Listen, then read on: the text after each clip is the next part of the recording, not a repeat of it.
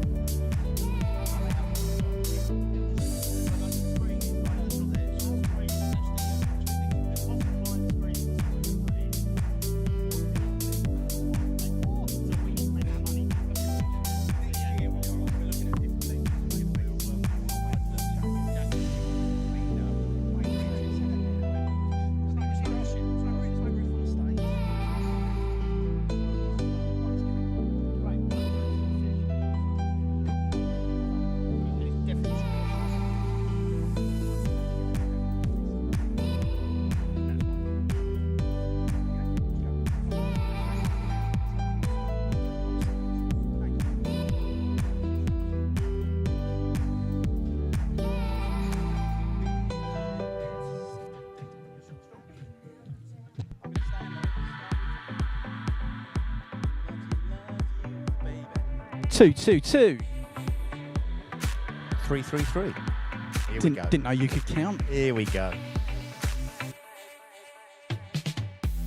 You lay there on the kitchen floor. It seems like you can't take no more. I'm sorry, but No, We turn up at a karaoke thing instead. I hope not. Do you know Jamiroquai's on in the background? Oh, good. Yeah, I think they're worried that we might be bad and therefore that they need to keep I like the to song have a going. bed, but not a bed where he's singing as well. So, good afternoon, good morning, everyone. Way, the crowd's gone mad. Tell you what, this is what it was like at the Oasis concert the other week. This is exactly what it was like at the Oasis concert the day after the concert. The day after the concert. So, hello everyone, welcome to Porsche By the Lake. What an absolutely fabulous day. We've got a lot coming up for you on this stage today, a lot of guest speakers, a lot of fun. We might even engage a couple of you in what's going on. So let's do some introductions. You don't know me, you've never met me before, or some of you might have done actually. So my name's Lee Alliston. I am part of a company called Porschenomics. We've got our own event at Goodwood next week. But also, just a little bit about me. So I'm a stand-up comedian. I'm quite a funny guy. I also am a DJ as well. So that's a little bit about me, but now I need to talk about this guy here. I'm coming on to you. I didn't realise we were going to do half an hour of the Lee Alliston show. Well, you were wrong. So now I'm going to come on and talk about you. So this guy here needs absolutely no introductions whatsoever. So hello, everyone. It's great to see you. By all means, gather around the stage. What you're trying to say is because I deserve no introduction. You deserve no introduction. So for those of you who don't know this guy is Russell Quirk. You might have seen him on the TV. Other than Crime Watch and Police 5, you might have seen him on Talk TV or GB News or the Michael Graham. What's his name? Mike Graham. Mike Graham show. Don't take his name in vain. Soon to be the Russell Quirk show as well. Yep. I've got a dodgy mic. Jack. We want money back. We want our money back. Right, what have we got going on today, Russ? So, well, look, welcome. Yes, we're going to have various people up on the stage. We're going to pick a few people at random. So, people from the Porsche community, because that's kind of what floats everybody's boat, I think. Talking to people about their cars and why they've bought what they've bought. We might do some controversial stuff, you know, in terms of what people like versus, you know, one car versus another, the whole air-cooled water. Oh, you're talking about cars. I didn't know where you were going with that. Yeah, okay. no. So we'll have some opinion, I think we should have. We'll talk to some of the many suppliers that are here. And thank you, by the way, to suppliers and sponsors to Porsche by the Lake. It's yes, you're very welcome, and we're very grateful that you've come along and paid lots and lots of money, which of course all goes to Centre Algarve. We will mention this a little bit during this morning and this afternoon. That the whole point of this thing that has been put on by James, Andy and Guy is to raise money. So there is no profit made from Porsche by the Lake. It's all for Centre Algarve, which of course is a very worthy charity for those with special needs to have a break, to have a holiday. Very nice. You might be interested in signing up. What I like, Russ, is when you were talking there, you were even heckled by one of the 911s coming in. He could hear you talking and decided that was the best time to rev his engine. Do you know what? It's just like being on GB News and Barry Gardner or Nina Mishkov having a go at me. So yes, we're going to be talking lots and lots about Porsches. I've got a little quiz if you're interested. Well, let's see if we can catch out Lee Alliston, shall we, in terms of his very wafer-thin knowledge of the Porsche world. And wafer-thin physique. And also, notice, by the way, which of us is the youngest one here? I'm the one that's standing, I'm agile, I'm able to move around the stage, look. And I'm the one that works for a living, which means I've had a hard week and I've got to sit down. And you're the one that's, you know, first thing you did was made a beeline for the stall. I notice, is that the tallest stall as well? Have you got some kind of inferiority complex there? No, I'm fine. I'm very comfortable in my own right, self. Go on, roll out your quiz. Is it like Popmaster? Well, it's a bit like that. So, are you Ken Bruce? You want to start off with that? Yeah, go for right, it. Let's go for it. Right, are you ready? And are we live, by the way, Jack, from Monta? Great. We are. And so join in, by the way. If you know the answer, please shout and help me out if I don't know the answer, or just, you know, play along in your own minds. I'm going to wager, right? We've got a bigger audience behind us, by the way. Have you know this is that story of my life, that is, Lee Allison. This story is of my life. So there's about 20 questions. Maybe we'll do it in parts. 20? Maybe we'll do 5 at a time. Oh, you were busy on ChatGPT just so night, that weren't you? just so we're able to hold the crowd. I know you're not used to being able to hold a crowd on a stage, but let's see if we can do that for the biggest audience you've ever had. more than 3 or 4 minutes. So here we go. Are you ready, Lee Alliston? I'm ready. Let's test your Porsche knowledge. Right, don't forget to join in wherever you are. Okay. So, question 1. Why does the ignition key sit on the left-hand side of a 911? Oh, we've got him already. No, you haven't got me. I'm just thinking, got him already. My God, you're boring. What did your wife see in you? Well, so, look, if you were a proper Porsche fan, I can tell you, truly embedded in the Porsche community, you why would know does it the sit on the answer to left-hand side? Yep. Hang on what car? Because it's not on my 911. On a Porsche 911, you know, the things that we're here surrounded No, but by. on my 911, it's on the right-hand side. Ah, well, maybe you've got a rogue vehicle that came off the production line. Hang on, maybe it's built especially for They're you. not on the left-hand side. Mine's on the right-hand side. On a left-hand drive car, which is the predominant kind of steering wheel side. Okay, does anyone in the audience know this, by the way? Why apparently on old 911s the ignition is on the left-hand side? Key on the left. Key on the left. Say. Anyone know? It's even a social media hashtag. Does anyone know this? Shall I tell you? Well, I'm going to tell you. Nobody knows. Not just me. Nobody knows. You know, well, you should know, right? Prepare to be educated. It is to allow Le Mans drivers to start the engine with the left hand while selecting first gear with their right hand, saving valuable seconds in the classic running start at Le Mans. Right. That's fascinating. Let me just explain to you. What I'm trying to do here is build an audience. I'm trying to get people to come over, have a look at what we're doing, listen to us, and then be really interested in the guests. What you're trying to do is get people to drive home early. I'm trying to educate, which is what I've done most of my life. Christ. So, by the way, you know, this is streaming live. This is streaming live both to the screen up by the house here at Little Eastern Manor, but it's also streaming to the Porschenomics YouTube channel to literally millions and millions of people across the globe. Do you know that? Well, might be tens of thousands. We have got 30,000 subscribers. That's not too shabby, is it? Matt Dolphin's just turned up, everybody. Matt runs an airport, don't you, Matt? So, Matt, by the way, is going to be doing some of the interviewing at Porschenomics next week at Goodwood. So it's good that he's come over to get some hints and tips of how the professional, And whenever you see Matt Dolphin, he's always got a bag over his shoulder. It's not a vain thing. I thought he was going to say over his head. It's not a fashion statement. It's not a fashion statement. It's because Matt carries with him significant responsibility, don't you, Matt? I tell you what, he doesn't carry significant weight after the old Jarrow jabs. Yeah. Hey, look, he's looking good, isn't he? Yeah. Can I say that on stage? I've said it. I've said it. Oh, you better. He's got no. Yeah, he's got no. Oh, strength. you're off now. Yeah. Anyway, yeah. well, you knew you were going to get it. It's just like him on our tours. Goes first thing, leaves first thing. Yeah. Matt, here's a question for you, because Lee doesn't know the answer to any of these questions. You would think he'd be a Porsche fan and actually know the answer to some of these. Ready? What does you? This will be a bit of you, because you are thinking of a purchase, aren't you? You might be thinking of stepping into the world of air-cooled cars. Don't do it. Ready for this? What does the G in G Series 911 stand for? I know what it stands for in other places. Do you? You've never been able to find it, apparently. It was simply Porsche's internal designation for the 74 to 89 generation. I've got to put up with Doesn't this mean all day. anything. Doesn't mean anything. Oh, yeah, well, you've kind of got it right. No. Well, you should have said the answer is nothing rather than I don't know. I've got to put up with this all day. This is fascinating stuff. No wonder we've got such a crowd forming. Fascinating is not the word that I would we've use. got literally tens of people watching on YouTube as well. Yeah, literally tens. So, Lee, say something interesting, or I'm going to keep going with these boring questions. let's do one more so you can really drive everybody Which away. Porsche model introduced ceramic composite brakes as an option? As an option? Which model? Yeah. As an option? Not generation. Which actual model of Porsche introduced PCCB brakes? Would it have been the Carrera GT? No. Oh. No. Do you want another go? No. The 996 GT2.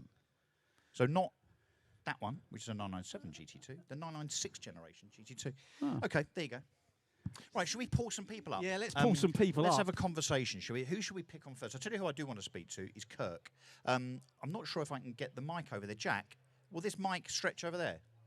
Good. Right. You're roving, are you? You come in and you stay here? No, I'll stay here. I'll Good. keep the audience. I'd like to I'll hold the audience we've got in front of the stage. I'll hold I'd them like here. to get Russ. as far away from you as I possibly can. Yeah, if you Right, can keep Kirk. walking into that lake, that'd be amazing. Kirk, I'm coming to you. Ellie, I'm coming over. Hello. I'm just selling a raffle ticket, but I will Are you? speak to Well, can we watch and see what's the raffle tickets for? So top prize is a Porsche experience at Silverstone. Second prize is this lovely stool. Third prize is the water bottle. I'm going to stand here so that the camera, hopefully over there, or the roaming camera, wherever it is, can see you. Sorry to interrupt. I don't want to stop the deal happening here, because it looks like it's literally multi millions of pounds. Talk to me about MND. So motor neuron disease is a devastating illness. It takes away everything, your ability to walk, talk, speak, eventually breathe. It's awful. 6 people get diagnosed every day. 6 people die from it every day. It is classed as a rare disease, but it's more prevalent now than ever. Kirk's here today raising awareness, raising funds for the MND Association. The work that Kirk has done to raise the awareness and raise the funds, he's just ticked over £8,000, which is incredible. Oh. Yeah, absolutely. He's thrown himself off the top of somewhere in Battersea recently, doing a bungee. He's done an amazing road trip around France, so if anyone wants to have a conversation with him and chat to him about that. And what does the MND Association do as a charity? So we support people living with and affected by MND. We've got nearly £30 million invested in research as to why it's happening, to research into a cure.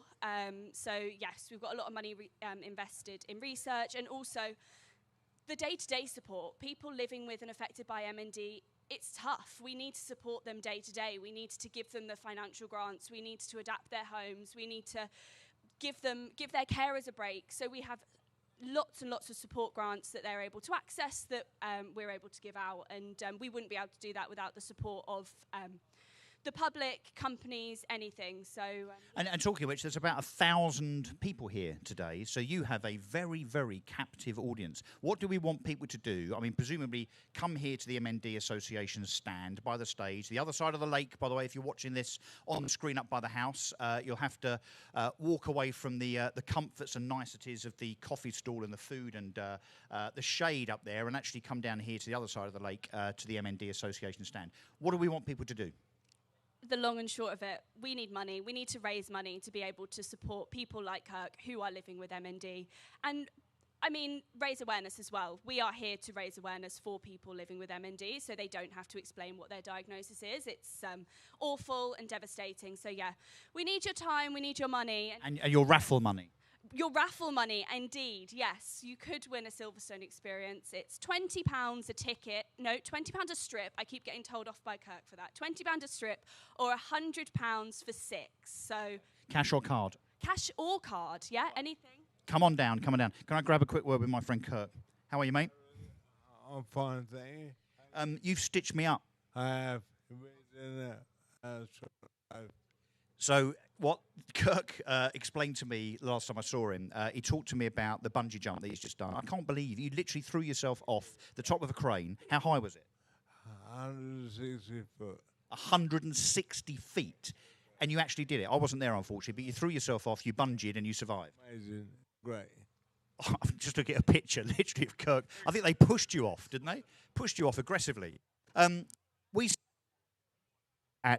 sat down a little while ago to breakfast, and we jokingly said that maybe after the bungee jump there would be something coming next. And I joked and said, "What are you going to do? A shark dive?" And you looked at me, pointed, and said, "Yeah, only if you do it with me."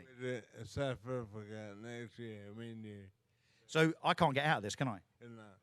So, Lee Allison, I don't know what you think about this. Kirk has stitched me up. He wants me to go shark diving. I bet you're quite happy about that. I'm not only happy about it, I'll donate for that. And what I would say, did Kirk, was he watching you on the TV when he decided to do this bungee jump or decided to go to France in a car? He just wanted to get away from you? Right, we're doing this. Come on, all right, mate. I'll do it. So at some time in the not too distant future, I think we want to do it this year. We're going to go to South Africa. We're going to get in a cage. Oh, no cage needed for you, Russ. Cage. Descend into the depths of the, whatever it is, the Pacific Ocean, and see if we can attract a few great whites. Definitely up for that. I hate you very much, Kirk. Thank you, mate. I love you a bit. You heard it here first. Well done. Right, please come down to the MND Association stand. Meet Kirk. Learn all about the MND Association charity. And please do what these guys have done. I just bought a raffle ticket. Why did you buy a ticket?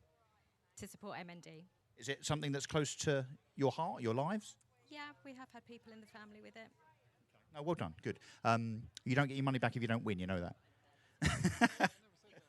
Thank you. Seriously.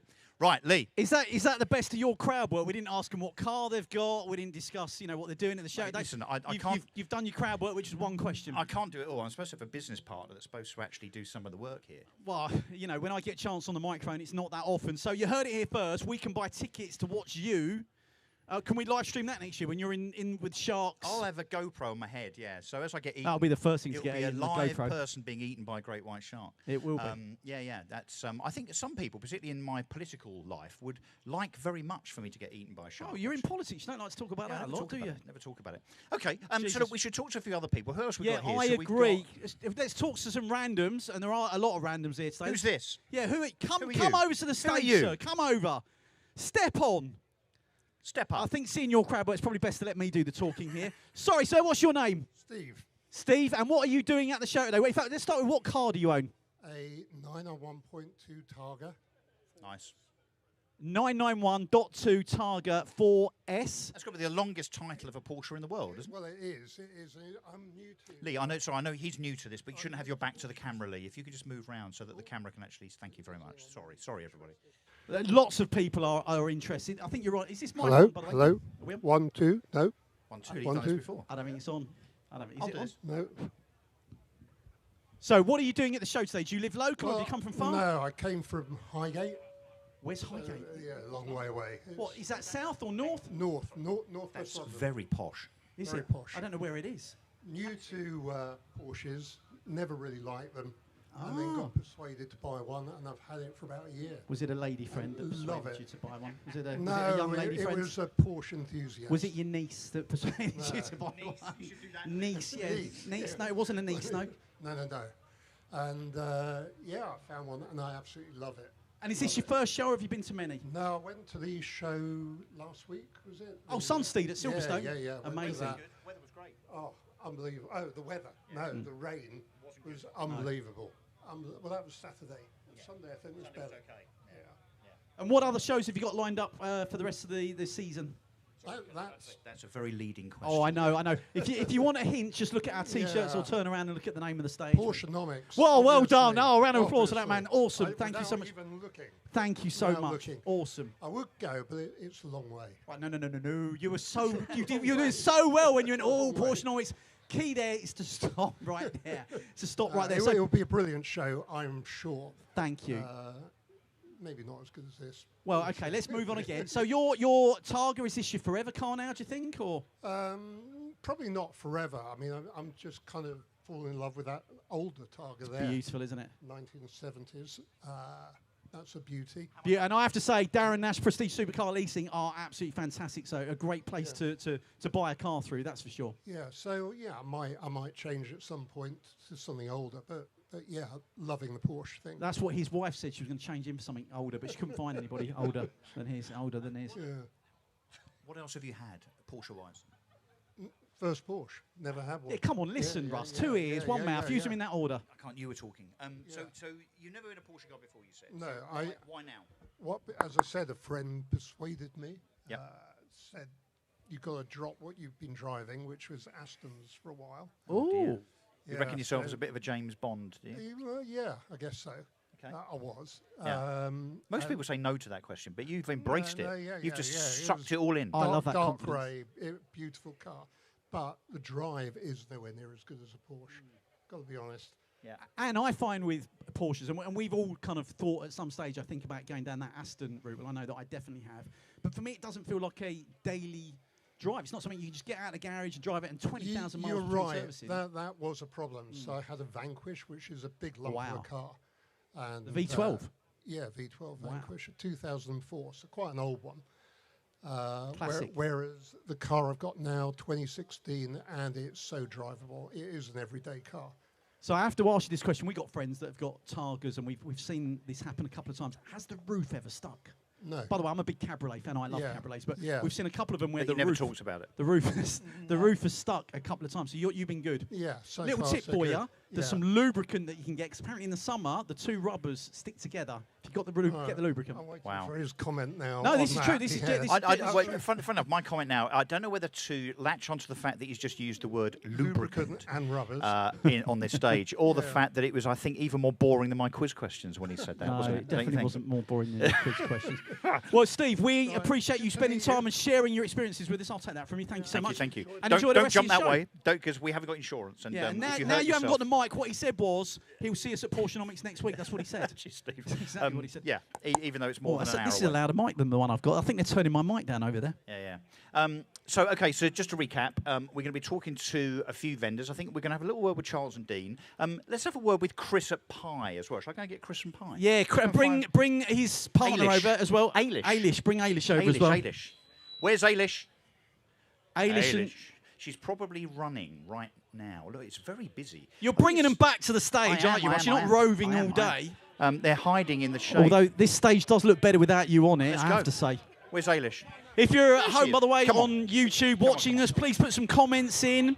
Please tell us what you're doing today. I'm so and, sorry. if you're coming to I need to Porschenomics steal next Ailish, week. if I may. Yeah, I am stealing you. Come on. Come over to the stage. I hope she's not doing business, Why Ross. do I have to do the hard work of going and getting everybody? Are you okay over there, are you? I'm okay, yeah. Relaxing? Honestly. It's good that you're working for your money, finally. How are you? Come on. How are you? Let's go. Come on.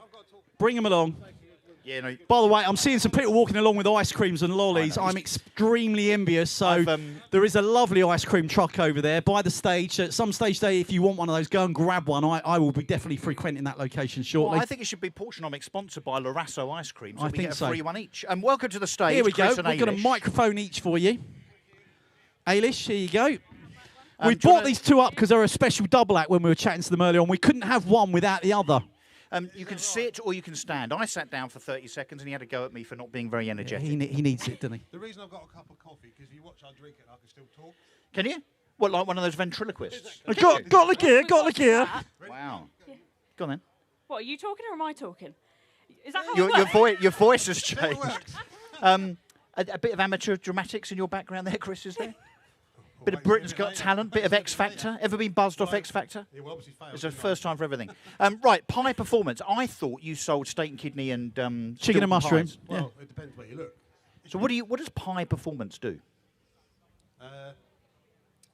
The brand is all about, obviously, pies. So it is about pies. We got him on for his witty repartee and his stories about life. We got him on to talk about his business so he could promote it, but Oh, is that that's right? not going very well. Oh, well, I just thought the stand-up comedian wasn't doing a great job. So Well, does he ever? Unbelievable. Security kicking about anywhere. Let's have this guy removed from the stage. Right, where are you? Where's Pie Performance? Where are you based? So we're based very close to the border of Suffolk and Colchester, so Suffolk and Essex. We're just outside of Sudbury in a very pretty town, which most people probably know from around here, called Lavenham. Wow, it is lovely. It is. We're very fortunate. And you've ruined it with a massive Porsche workshop. Or improved it, depends on which way you look at it. We're not too noisy. I think you'll find also Rusty's bringing employment and wealth to the area. Yeah, exactly. Yeah, but it's Suffolk, so I don't really care. I'd have no comeback for that whatsoever. I'm Essex through and through. Right, seriously, what do you do? What is Pi Performance? Because you do a number of things. I think, Ailish, you want to talk about events in a second, so we'll get to that. Pi Performance, what is it? I think Do you not know? Well, that's why I don't do the talking anymore. I've never seen anyone sigh about their business. It's like, oh, really? Do I have to go through this again? He's thinking, how much can he get into? How long do you want us on stage for? Well, when we start kicking you off, you'll know how long. I'm going to take the microphone away from Chris. Ailish is now doing all of the talking. Ailish, do you want to tell us what you do? Well, no, I think just very quickly, if you don't mind, I think the important bit here is, and this is why I sigh about what does it do. I never had a plan to start a Porsche business. It wasn't something I can see that, let me tell you. I can see that. Then the comedy's coming back, look. I don't know. Bloody hell. When you say comedy. And I think where we've come from to where we are today and where we continue to go is why I hesitate around it, because we're growing, and certainly in the last couple of years, quite quickly. But the business actually started off as just selling used parts. And the reason it was doing that, it was funding mine and my family's hobbies of Porsches. And that's what it's about. It was never a plan to restore, build, service, make our own exhaust, our own ignition systems, write our own map file. Here he goes. So on and so on. That's better. Hang on, I tell you what, this is a really interesting, so I do want to dig into this a little bit more if I can. So you didn't just wake up one morning and go, we're going to sell second-hand parts. Did you have some second-hand parts kicking around and you went, let's eBay them, So I'm a petrol head. My dad's had garages. I've grown up around cars. My dad had 911s new. My first car I ever drove was a 74 911 S. That's the first car I ever went in. Wow. And I was about 12 years old at that time. And my dad taught Stole it, did you? Yeah. Well, I've done the time now, so I've got the business, so it's fine. But I am an engineer by background. I worked in engineering for several years, and then I went away completely from the industry. And believe it or not, I had a very senior role in government. So I'm glad I'm not there at the moment, but I did some time ago. I won't say anything. No. And because I've been growing up around Porsches, had Porsches, and been fortunate to live with them with my parents, my first car was a 85 3.2, which I restored from a box of bits. To concourse, it won concourse events, and we then bought a 928 to restore. Exactly the same process. Go through it, restore it as a hobby. That was a bit braver. It was, well, if you saw the car, you completed those words. Anyway, we inspected it and we quickly realised not worth restoring. The car has passed it. And it wasn't rust or anything like that. Had an accident and it was twisted. So to recover our money, we just sold the parts and had such an uptake. 8 months later, we had probably about 15 cars that we were breaking. Wow. But I was very fortunate because my dad's always had his own companies. We had the facilities to have these cars and work on them. And then it just went from there that people would say, well, could you restore me a car? Could you service it? And then we bought a car that was too nice to break, so we sold it.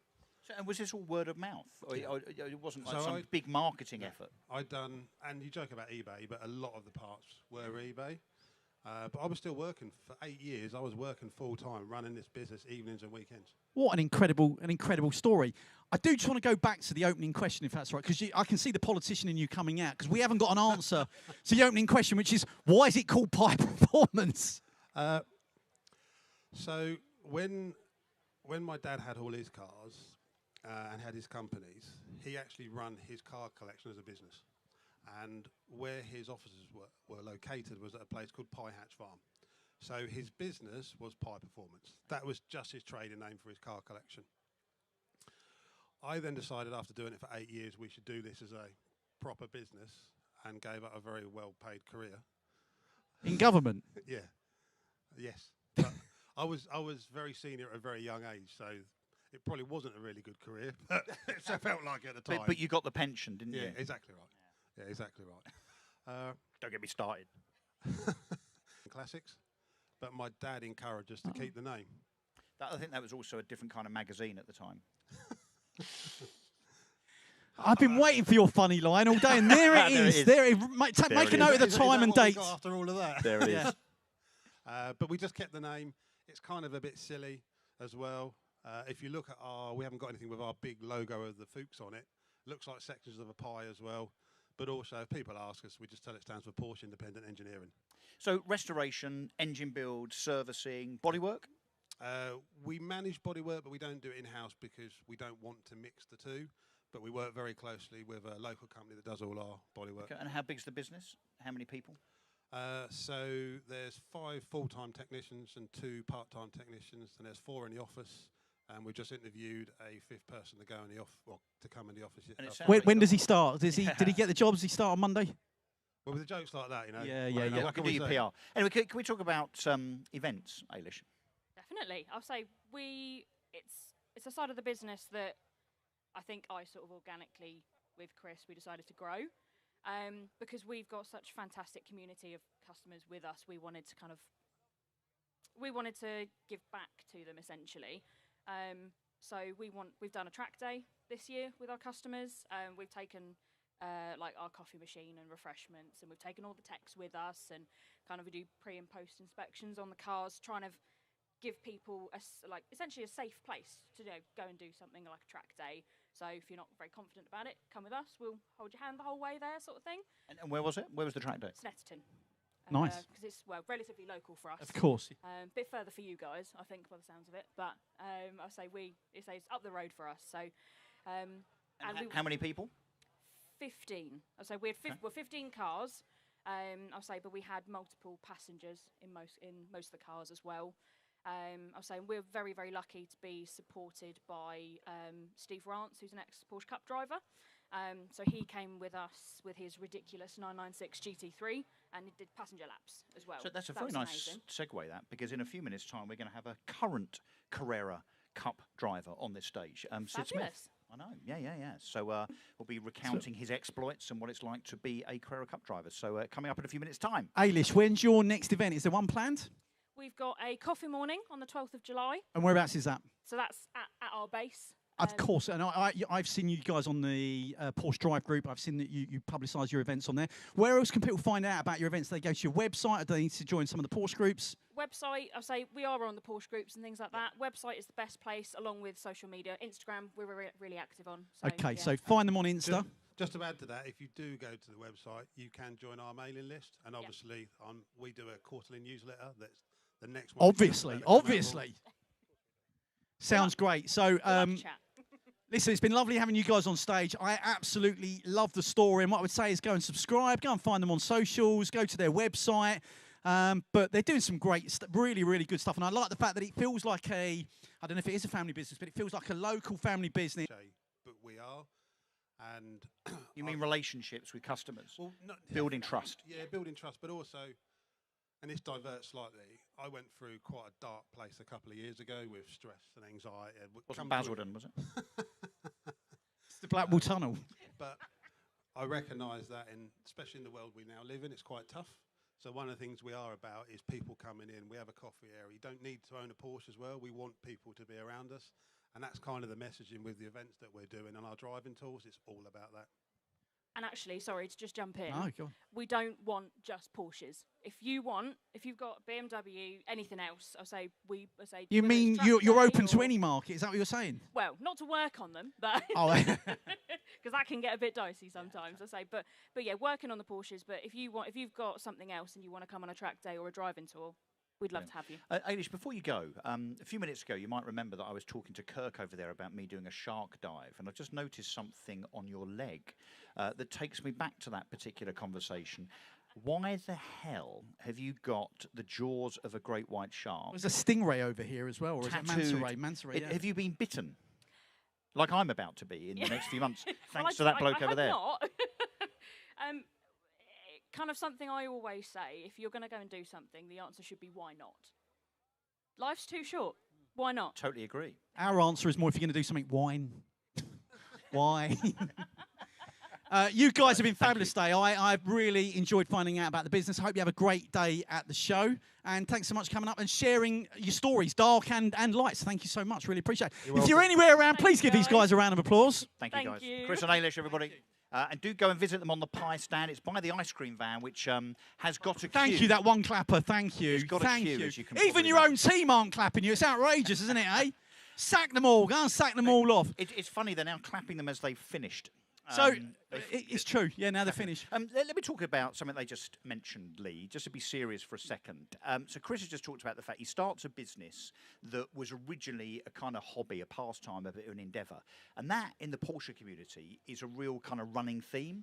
So you remember we were in LA a few weeks ago and we bumped into Rob Dickinson, the founder and chairman of Singer. We did bump into him. We wasn't at a big. It was random. It was random. We bumped into him. He was driving a GT40 of all things. He was at a GT40. We were at a Cars and Coffee up at Mulholland Drive, and he was there, big smile on his face. So we stopped, chatted, and obviously, I guess, because of the whole English thing, we spent a bit of time with him. But his story is very much, he took a car, 911, converted it, had lots of people wanting to buy it, so he sold the car, and he did another one and sold it, and now they're selling, whatever it is, 150, 200 cars for $1 million plus, much more than that, actually, for DLSs and DLS turbos, but a huge business that came out of a hobby. Rensport in the Cotswolds, which is run by Paul Cockle, exactly the same scenario. Bought a car, he was actually a technician at a Porsche centre, restored a car, tweaked it, modded it, resto-modded it, as I think is the term we still like to use.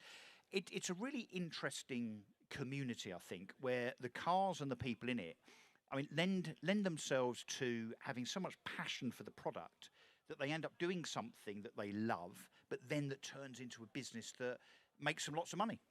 Yeah, and I've got to say, when we met Rob the other week, he didn't look happy, did he? Earning all that money, selling those cars at £1 million plus, living in LA. I felt for him. I don't know about you. I left that. I felt pretty depressed about his life when I left that chat we had with him. Well, I don't think he stopped smiling for the whole kind of 10 minutes we were with him. But anyway, so, I think, look, kudos to the Porsche community. And actually, without, I guess you could argue, the thing that is the beauty, the passion, the heritage of the 911, then people like Paul Cockle, people like Rob Dickinson, and many, many others, and Chris from Pi.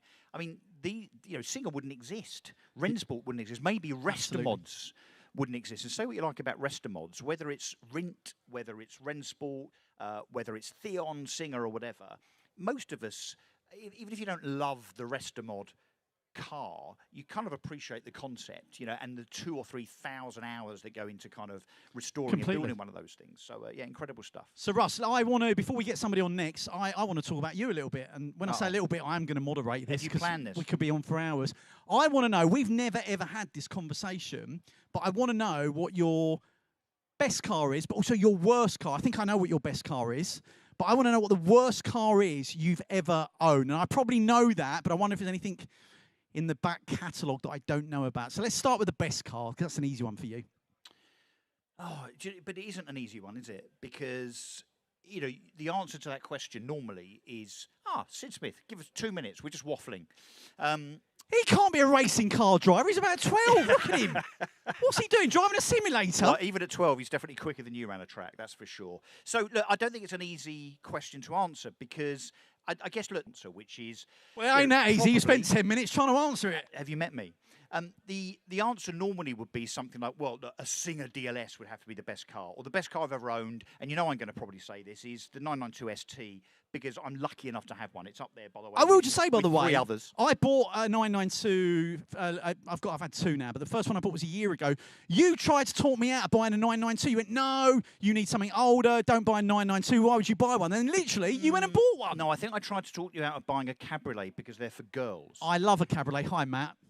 Get a good shot there, because nobody ever gets a good shot of me. Yeah. Thank you, mate. Make it look really good. Matt, we all know that you might want to edit it after this event, you're going to have to right, Photoshop that. So look, I'm still. Can we go back to the original question? Yes. Because Sid Smith, look, he's aged 10 years since he's been there. What's your best car you've ever owned? Is it the 992 right, ST? 992 ST is the best car I've ever owned. The worst car I've ever owned. Hang on, is it better than your 964? Is that what you're saying? I think in terms of overall performance, usability. Yes, but the 964 I haven't used for a few weeks, and I've got to say, I woke up this morning thinking I wish the 964 was in the garage and not the ST, because my 964 is with those lovely people over there. Ollie Prestige. from Prestige, Ollie, get off your phone. Stop doom scrolling on TikTok. Mate, Look, this he's is in. what he's like when he's looking after your car. So what's the worst car you've ever owned then? Let's go for that. And I think I know what this is. But This is a very, very easy answer. Unequivocally, 100% with you will be complete- surprised, by the way. You'll be absolutely surprised with what the worst car is. complete and utter certainty was the pile of manure that is the Ferrari 458. Not only did I have a very bad experience with the dealer, there is a video actually on the Porschenomics YouTube channel, which is entitled "My Ferrari Dealer Sucks." Therein lies the whole story. So the 458 was disappointing. Beautiful looking, sounds awesome, but it's literally an on or off car. There's no in between. I found it very, very difficult to use on a kind of ordinary basis unless you were kind of screaming through the lanes. I found it a bit heavy, a bit cumbersome. Didn't like it, and I definitely didn't like the dealer, who I won't mention now, but you can see on YouTube my experience with that particular dealer, Ferrari dealer, down in the south of England. Okay, so look, let's get our next guest on this afternoon because I think he's got to rush off and do his homework after this. So wherever you are, please put your hands together for Sid Smith, Carrera Cup GT driver. Yeah, that one's on, Sid. Crack on. Have a seat, stand up. I mean, you're a young strapping lad. You can probably stand up. No, you sit down, mate. Take the weight off your feet. You've had a hard morning. You've been out washing cars today. Is that what you've been up to? Yeah, well, I mean, I'm up there on my own car up there, but... So can I tell, I'm so sorry. I mean, everyone is tall to Lee Alliston. Everyone is tall to Lee Alliston. Welcome, mate. How are I'm you? joking. It's Really great good. to see you. Thanks so much for taking time to be here with us on stage. I know you're joining us next week as well. I'm super appreciative.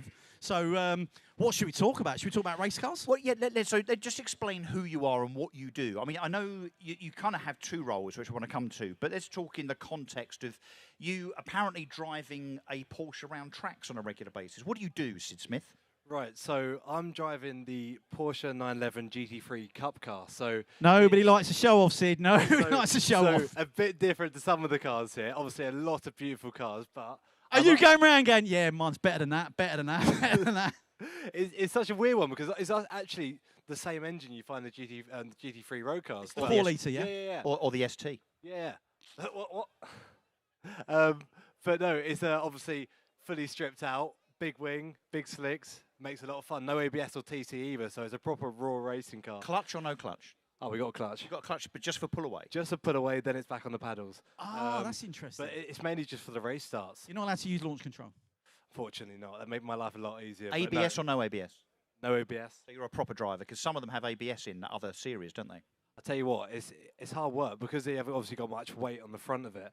You're constantly working to keep it on the track, and well, no TC either. So yeah, you're literally flat out trying to keep it in the straight line. It's proper, and if you ever watched a race in it, it's properly close as well. So we're talking a tenth of a second could be 10 positions. So And it's great fun. Let's talk about the series. So this is Carrera Cup GB. Yeah. So how many races in Britain? So we have 8 rounds and 2 races at each round. So that's obviously 16 races. He's throughout done the his homework, season. 16. Yeah.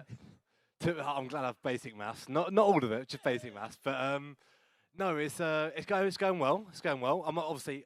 Where are you? Where are you in the... I'm currently sitting third in the championship. Third? I came third last year, so this year I was hoping to win it. And how many races you got left? We've had 3 rounds, so 5 rounds remaining. Incredible.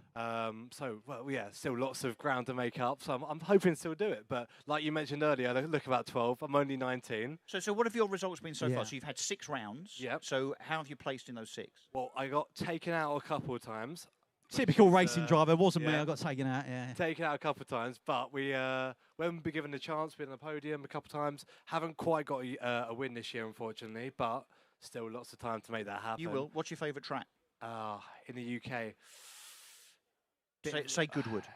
No, which isn't part of the series, by the way. But he'll be driving very quickly around Goodwood on Saturday. I think you're going to say Brands Hatch for some reason. It's very close. I saw Very you guys close. at Brands Hatch the other week when it was the caterers were on the same day, and I was there for that event. We was Great event. that's on the Brands Hatch Indy layout. That's We right. do the Brands Hatch GP layout, which is honestly one of my favourites. I think it's between.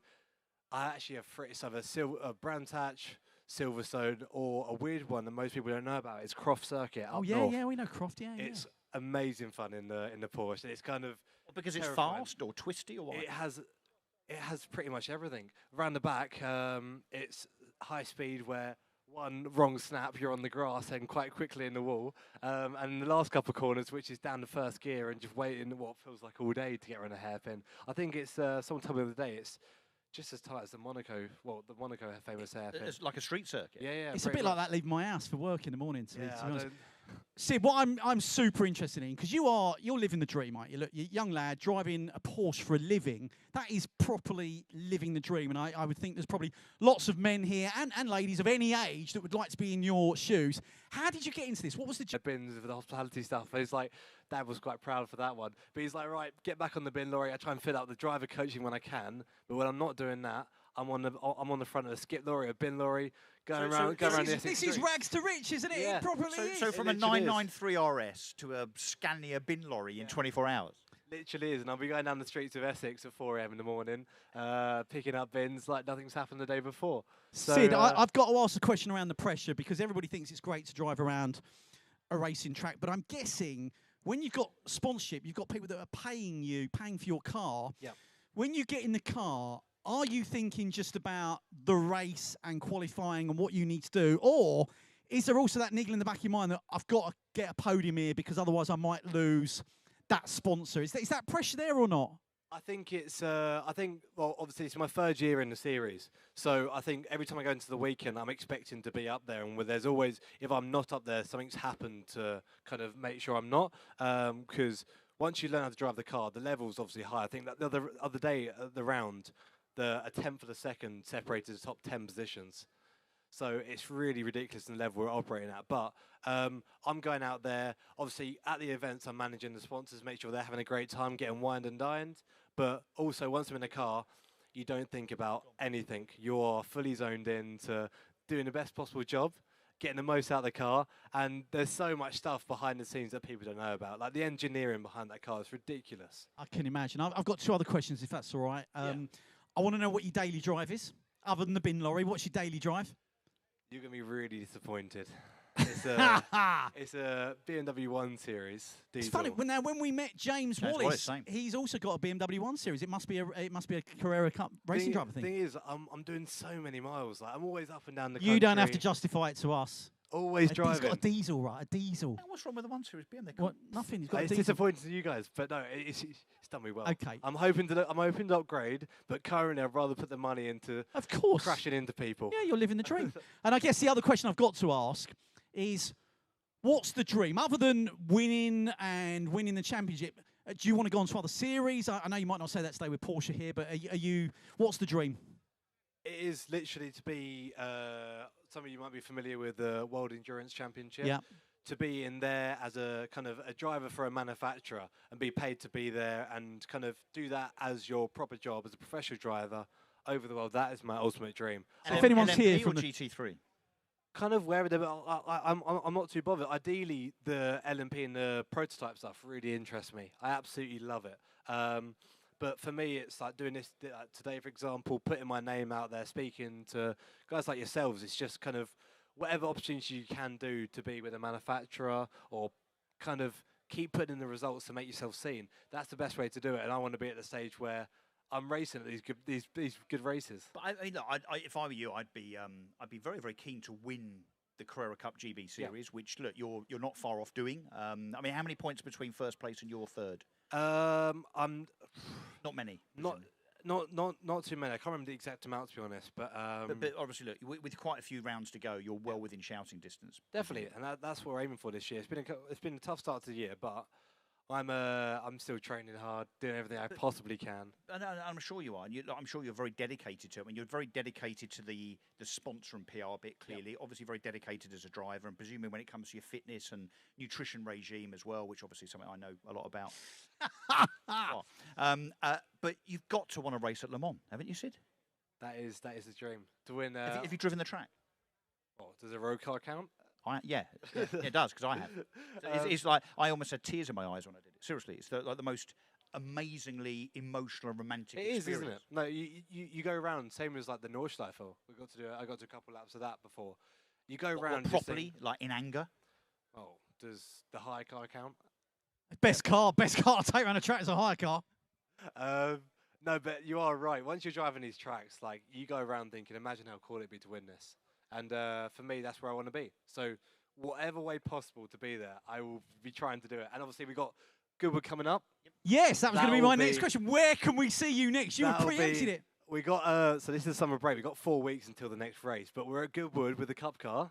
When is that, Sid? Just That so we're is all aware. 4th of July. Is that what, next weekend with Porschenomics? I think it is. Wow. You heard it here.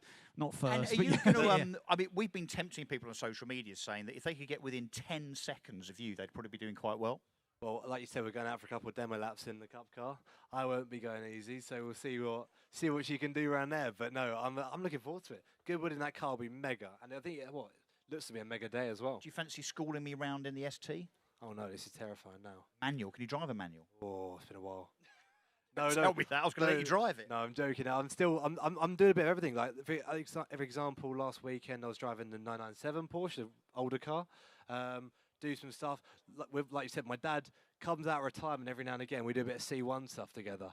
Literally the slowest thing you can possibly do. Citroen C1s. The slowest thing you possibly do, but we have some good fun endurance races. You actually competing with your dad on track? No, as teammates. Oh, well, as an endurance thing? So that's really the only time I'm driving That's manuals. good fun, a bit like the Ford K8 Amazing thing fun. I at tell you Brands what, Hatch. the boys at the front of that, I am peddling for my life to keep up with them because obviously they're in that all day, every day. You wouldn't believe the level of that in there. Are they pretty standard? Yeah, well, they're kind Apart of from a cage and all the kind of race. It's just a stripped out C1, slightly different tyres on it. Apart from that, hold on. Hang on, suspension? Sure. It feels like you're going to fall over. The body roll is that? ridiculous. Yeah, every corner. That's But why. fun. Is that your De Chauffeur? Is that your 2CV sat over there? Is that your car for today? You come in and out of that? Bit too fast. It's a pretty little car, that is, actually. So, Sid, you're back on stage with us next week. You would please know. So, try and come up with a few more stories this week, because otherwise, anybody that's watched to go, yeah, I heard that last week. I'll try and stop Russ from talking as much. But what are you looking forward to, other than hooning your car around the Goodwood track? Have you driven around Goodwood before, by the way? I've actually only done it, I think, on a track day once. I've had a look around there, but I've never driven it properly in anger, so we'll see what happens. Because you know Bruce McLaren died there. Jackie Stewart nearly died there. Don't tell him that. Well, And he stood him off. Wouldn't that be great for our ratings on the day? See Swift crashes his Cup car. Did he No, just it wouldn't. say that? And your manager there's just stuck his thumb up. Oh, I, look, don't know if that's, John's I think a what bit. actually he's saying is get off. Yeah, your Stop time is up. talking. Yeah. No, but it's going to be an absolute mega day. I think that car around there will sound good. I'm going to try and get the straight puff exhaust on it for that day as well, so that'll sound mega. But no, I'll tell you what, I'll think of a couple of good stories. I'm sure I have thousands saved in the memory. That's what he says all the time. Half of them I probably can't tell you, but, I'll try my best. No. Well, listen, Sid, it's been an absolute pleasure having you on this morning. I'm in awe of what you do with that race car, and for how old you are and what you're doing. I think we're all living the dream with you. So thanks for coming on. We look forward to seeing you next week, and enjoy the rest of your show. Thank you. Nice one. Cheers, Sid. What a jolly nice chap. Yes, I'm jealous though, aren't you? I'm really jealous. I Because mean, he gets to drive a Carrera Cup car, and he's probably even quicker than I am. he's probably, I would say, definitely quicker than you are. I've decided when we do these kind of interviews moving forward, it'd be nice if we had people that come up that had gifts for us as well. Do you think? Well, like ice creams. Yeah, like on the radio when they get people in, they bring things. He could have bought some stuff from Porsche or some bin bags or something. Shall I say it again? This is Porschenomics, sponsored by Larasso Ice Cream over there. Larasso Ice Cream. The best ice cream in this part of the village. Ice cream to the Porsche intelligentsia, to celebrities, the Porsche community as a whole. Larasso Ice Cream. Come and get your ice cream. Is that enough for you to bring us a bloody ice cream, do you think? Right, Russ, let's talk about something else. Let's talk about something completely different. So, do you want to get your quiz out again? Do you want to bore a few more people with your quiz? No, because some people have turned up. Thank you, Sid. Lovely Cheers, to Sid. meet you. Thank you so much. Some people might have just turned up that didn't get the benefit of the quiz an hour or so ago. So, yeah. I like the way we're trying to fake people here as well by thinking this is shady in front of the stage with this black cloth and no cover on the stage. What was the first Porsche to exceed 200 miles per hour? Oh, I got him again. Can I have multiple choice? Can I? No. Right, the first Porsche. Right, okay, I'm going to go for a road Porsche. 911 RS. What? I don't know. What, a 1973 car with a 2.7 litre engine? Oh, okay. No. I know. I know. Carrera GT. I've got to take your first answer. Carrera GT. No, that's wrong as well. 959. Oh, that's one with the pop-up headlights, is it? No. You're really not very good at this, are you? You're asking me the most stupid questions in the world ever. I'm going to find you an interesting one. Ready? What do the letters CS, Charlie Sierra, stand for in Porsche model names? CS. What does CS stand for in Porsche model names? Anybody? I know. Anybody? I know. Before I know, Lee embarrasses I know this himself any answer. further, I does know anybody this the answer. to this? I know the answer. Go on. Club Sports. Oh, my God, he's got one. He's actually got one right. Yes, Club Sport. Well, Well done. let me ask you a question. The audience is erupting in applause. Let me ask you a question. Yeah. Why is the Carrera called the Carrera? Because of the Carrera race Which is where? in the world. Oh, where? Somewhere in the world. Mexico. Where? Mexico. But why are you culturally appropriating? Because I've just... You swore earlier on. It was only a baby swear word, and I immediately no, I looked bet after you're some one of these children. people that says- So do not swear on this stage, please. I bet you're one of these people that says Kiev rather than Kiev. Right, shall we get, if Charles and Dean aren't too busy, shall we get Charles and... I've just seen him looking in the car. Shall we get Charles and Dean? Come on. over. Is that Charles or Dean? Which one is it? His name is Charles Dean. Or is it Eddie? It's Is one it Eddie? Do person. you remember Charles and Eddie? Charles and Eddie, I do. Charles and Eddie. Charles Take your time. What's his name, Charles? Is that Charles? It's Charles. and Charles, Dean. take your time, Charles, won't you? I mean, you know, you've heard him filling. He's awful. We're going to talk about finance now, ladies and gentlemen, because Riveting. what's the percentage of people that buy a Porsche that have finance? I think All of them. about, well, no, most, 60 to 70%. Come on up. How are you? Introduce yourself. Are we on? Hang on. Technical difficulty. Is he on? It's all good. Yeah, there you are. Introduce yourself. Excellent. Hi, my name's Alex. I'm from Charles and Dean. I work in the London office. And what do you do, Charles and Dean? So we predominantly known for funding cars, evidence, but we now fund a lot more. We do a lot of funding in the commercial space that we're known for, with business funding. What property? So we do Can you property. do boats, helicopters, planes? We can fund anything. We've Really? even been known to fund cattle. Is this? for This is farmers. a So cattle. for farmers. We've this done is a new previously. thing, is it? Because No, I've it's always not. known you as car. We're known finance. for cars, but we're massively. I mean, we've grown massively over the last couple of years in our commercial offering as well. So we're funding tractors for farmers. We could be funding loans for businesses. for How much growing, do you so- fund a year? I mean, what's your book look like? Oh, I mean, hundreds of millions. we're high hundreds of millions. Wow, So, wow. I think with the But I always see you at Porsche shows. Maybe it's because I'm at lots of Porsche shows, as is Lee. I mean, presumably it's not just Porsche, but let's talk about Porsche as we're here. Well, it's our most funded. It's our most funded mark. So Porsche is the Porsche- car that that people borrow with you the most. So it's what our top three are: Porsche, Ferrari, and Land Rover. Okay, what's the most expensive Porsche you've ever funded? Is it that one there? That It could 918 be. Spider. So it could be. You've actually funded that car, I have you? funded that, yeah. So we, so one of my very good clients, we've worked with for many years. I would say he's your best client. He's a very good client of mine, yes, indeed. He's a lovely chap. I've worked with him for over 3 years now, and we basically curated a collection. They wanted to build quote unquote investment car collection, but that was the jewel in the crown as it sits currently. What's that car worth? Or let's just say, maybe not that one, but what is a 918 Spider worth now? No, it's a comfortable sort. I mean, that car was purchased last year for £1.25 million, and it's just been underwritten by a bank for north of 2.1 this year. Wow, So hang on, that's a so big return. that's gone up 900k in a has. year. Yeah, but that's like a 70% annual return. And he It's must be incredible. wanting to sell that now, because that's not going to go up anymore, surely. It No. will keep going. So it's a holding firm. So the collection's just being added to. But the thing is, what we're trying to do is curate the collection in a way where we're buying assets that they want, but also B, that have the best investment potential. We don't give advice, investment or financial, but we can look at trends and see what's available and buy on that knowledge. Hasn't finance got very expensive? I'm being Fi- devil's advocate here, Alex. I'd say 75 to 80%, if not higher, of our clients could buy the cars cash. They choose not to. Main reason why is putting cash elsewhere that makes more money. And that's it. I mean, a lot of our clients... So it's a smart thing to do. It's a smart thing. I think a lot of people look to do it. I think there are multiple ways of looking at finance. People turn around, I mean, you look at, for example, the interest charge, just on that example, is eye-watering when looked in isolation. But if you look at where the money that car could make elsewhere, alongside the capital appreciation of that asset, all you're doing is creating this catalyst. And that's what because a lot of your people choose to. customers are business people, so forget for a second the fact that has gone up 70% in a year.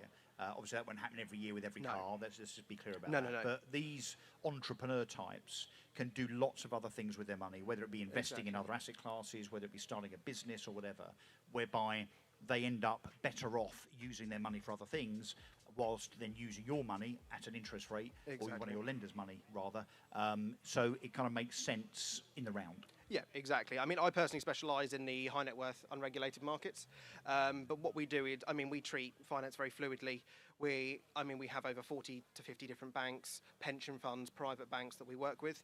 We have a very good relationship with those, and because we're able to take advantage of the size of lens we give them, that gets passed on to the client. So, for example, as a service, we work continuously. A client is not just funded and done. A client is funded, and that package is monitored throughout the whole lifetime of that agreement for that client. If there is a better package available, then that's offered and moved over. I've never heard of that before. So I'm interested in. I've just bought a new car myself recently, and I went down, I guess, what the traditional route is, which is I walked into a Porsche dealer, and the Porsche dealer went, "This is it." We haggled, done the bit, and they give me the numbers. Why would somebody like me or anybody at the show today think I'm not going to go through VW Finance, which is Porsche, and come and speak to somebody like yourselves? I think, yeah, a very good question. I think a lot of people. You buy the car from the mark, or you buy a car from a certain dealer because they sell cars. You want to source your funding. I mean, you end up with two scenarios when you source funding. You can come to us, and I'm not going to lie, there are dealers and there are subsidised rates out there available. I know electric cars, there's a lot on. We're going to give you two things. You're going to come to us, and we can say, look, we've got something, a better price for you, or a better package suited.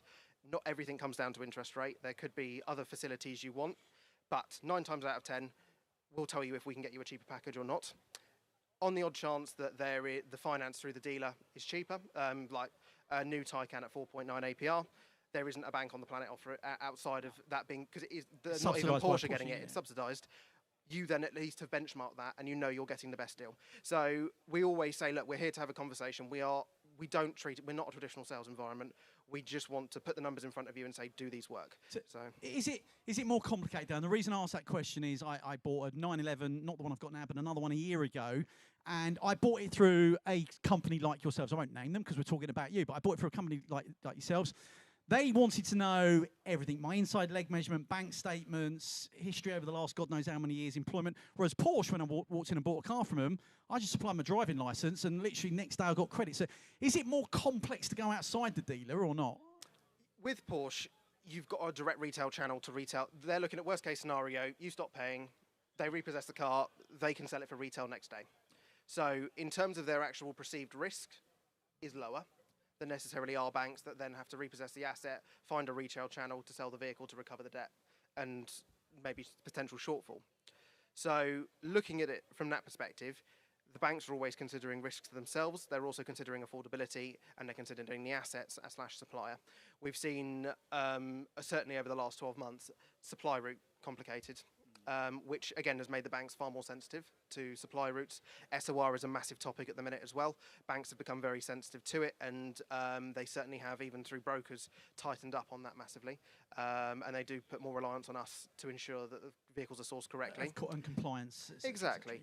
But from in terms of affordability, providing we can evidence affordability and provide sustainability of affordability, that's important. It's clear. If you've gone and bought a new car every year from Porsche for 5 years, they've got history with you. Yeah. You haven't got history with the bank, but so I'm not saying that it's going to be more difficult, because there's many times I get clients that get declined by Porsche Finance, VWFS, and they'll come to us and we can get them approved. Okay. When they turn around and tell me they earn $12,000 a year, for obvious reasons, I have the ability to talk to the people that make the decisions on the credit. So like a modern lender in any other asset class, yes.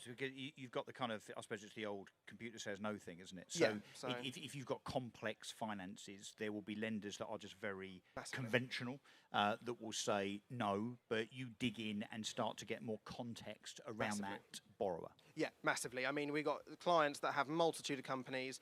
We've got clients that can be so tax efficient, they can show absolutely nothing on paper.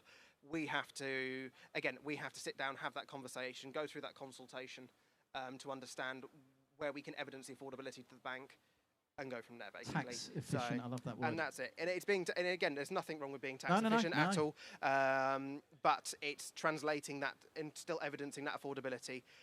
But the idea is we look at longevity. Once you've done it once, that's the hard work done. Once we know what we're dealing with, we can then make sure you're best positioned in the market. So let me ask you this question. I didn't know this until, admittedly, a few months ago. This is the ignorance kind of thing coming out, I guess. you can purchase a car if you've got a big enough deposit just on interest only. Correct, indeed. So any interest only, a lot of people confuse interest only with like the mortgage market, where if you have pretty much 75% loan to value, you have access and meet the right criteria, you can have an interest only mortgage. Cars work slightly differently, where you just front load the perceived depreciation. So you basically prepay the deposit up to the balloon payment, and you can have an interest-only facility. A lot of so certainly in terms of regulated packages, a lot of clients choose to do that, keeps their cash flow nice and low. And then I've got a lot of clients in the banking industry, bonuses throughout the year. They then they overpay lump sums off, so they're able to keep cash flow nice and low, but then still have that repayment that they can choose throughout the year. We can then also build it in with bespoke packages for high net worth and business clients, where they can just have a very low monthly payment and pay 1 or 2 times a year, big chunks. We do that for farmers because their cash flows obviously is quite strict for the majority of the year, and sure. for harvest. Thank you, by the way, because you're making finance sound very interesting, which is surprising not only me, I would guess. What are you looking for out the show today? What are you talking to people about? Literally just having a conversation. I mean, it's again, we're in the right place. Porsche's our most funded mark. We're all petrol heads at Charles and Dean, and we just want to have a natural conversation. There's nothing salesy about it at all. We just literally are happy to have the conversation. Talk to us about your cars. Tell us about what you want. Tell us your aspirations on what you want to buy next. And if we can put 2 and 2 together and be a part of that journey, then we'd love to be.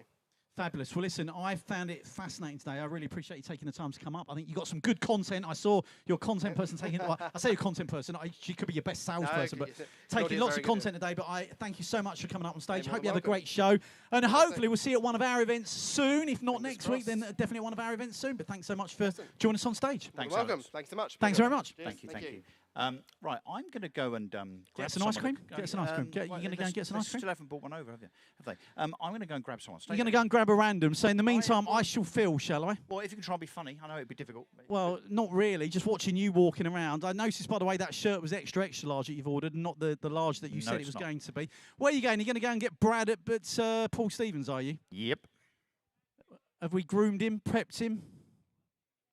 Brad, hello. Do you want to come and join us on stage?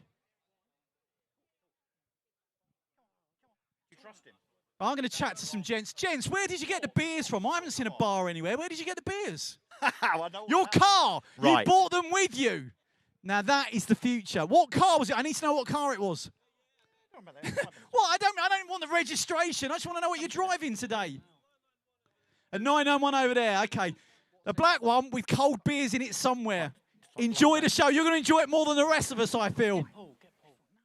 Hello, Brad. This is like blind date, isn't it? You know who you're going to be talking to. Don't have your back to the camera, Russ. Have they never told you about this before? There's no big reveal. This is Brad from Paul Stevens. Paul Stevens is a very, very adept, consummate, established and professional, independent Porsche centre. He's even got a branded Porsches by the Lake T-shirt. So you must have one of those for Goodwood for Paul. For next week, yeah, of course he has, yeah. Anyway, welcome, Brad. Hello. Hello. We're going to talk to you about cars. We're going to test your, not your knowledge so much, because this is about opinion. Hang on, I have to tell a story about Brad before we get on to cars. No, not that one. Not the one he told us earlier. No, not that one. Brad, I might have mentioned this. I do stand-up comedy, and Brad comes to one of my stand-up comedy events not so long ago. And Brad was harassing me all week saying, I'm bringing a friend. Please make sure you really harass him. Please make sure you really say lots of nasty, nasty, nasty things about him. So, although on the stage there, look, he's got this kind of pleasant persona about him. Don't underestimate him. Behind that beard and those sunglasses is a nasty, nasty man. He's nasty. Sorry, over to you, Ross. Right, so if we just get into the meat and gravy of what we're all here for, really, which is the fact that we all have Porsches. So whether it be Boxster, whether it be 944, Cayman 911, maybe not Cayenne Coupe before Lee Allison starts. Taycans? Taycans. Yeah, look, we love Porsche. But you guys are absolute specialists, very well established up in Housestead. I think most people know who you are. But I think we should talk about some opinion stuff based on what the market's doing. Maybe a couple of cars that you think are standout models, things that perhaps people should think about buying before they become much more expensive. We should maybe think about, as Paul did last year on this stage, a bit of forecasting. So your boss last year, I'll tell you what he said when I asked him the following question. What is the one car you should buy in the Porsche range that is almost guaranteed to go up by a significant amount of money? And he was determined. He didn't even hesitate, Paul. He said the 997 4-litre RS. And he was right, because in the last 12 months, that car's gone up by about 100 to 150,000 pounds. A Seriously? big percentage. Yeah.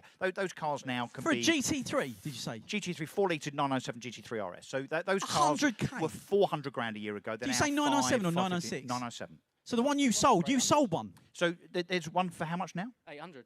800 grand. Well, we saw them at Luftgehalt in LA. We saw one going for that kind of money. But hang on, you sold your 997 GT3 recently. You didn't make 100 grand on it. No, I didn't. I made money on my 997. Yeah, but not that wasn't, 100 no, grand. It wasn't an RS. The 997 4-litre RS, there are only Right. 600 cars in the world. There's only 49 in the UK. Most of them left-hand drive, actually.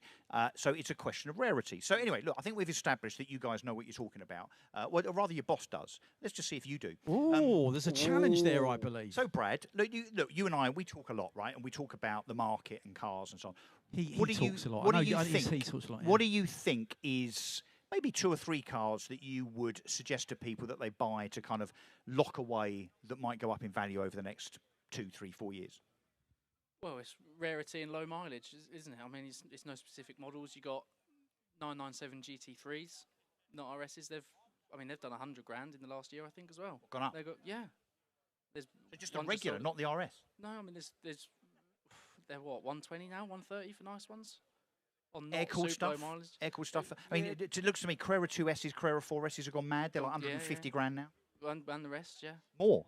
Yeah, there's what Speed Yellow 4S just gone for 195 grand on 36,000 miles. That car was 60 grand new. Yeah. Well, it Mad, was isn't sold for 120 less than a year ago. And again, obviously, air-cooled cars are much rarer than the water-cooled cars now. Carrera 2S is more rare than the 4S. Yeah. Okay. Hang on, I just want to, because we always talk about big numbers here. And, let's be honest, we've all got Porsches.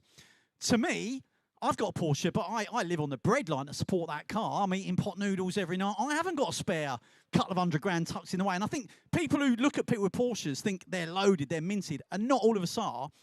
Let's just say, though, I haven't got that amount of money, but I've got some money, let's say sub 25 grand. Yeah, sub 20, 25 grand, that I want to think what's a good investment, or, what's a car I should buy that I can use, but also be a good long-term investment.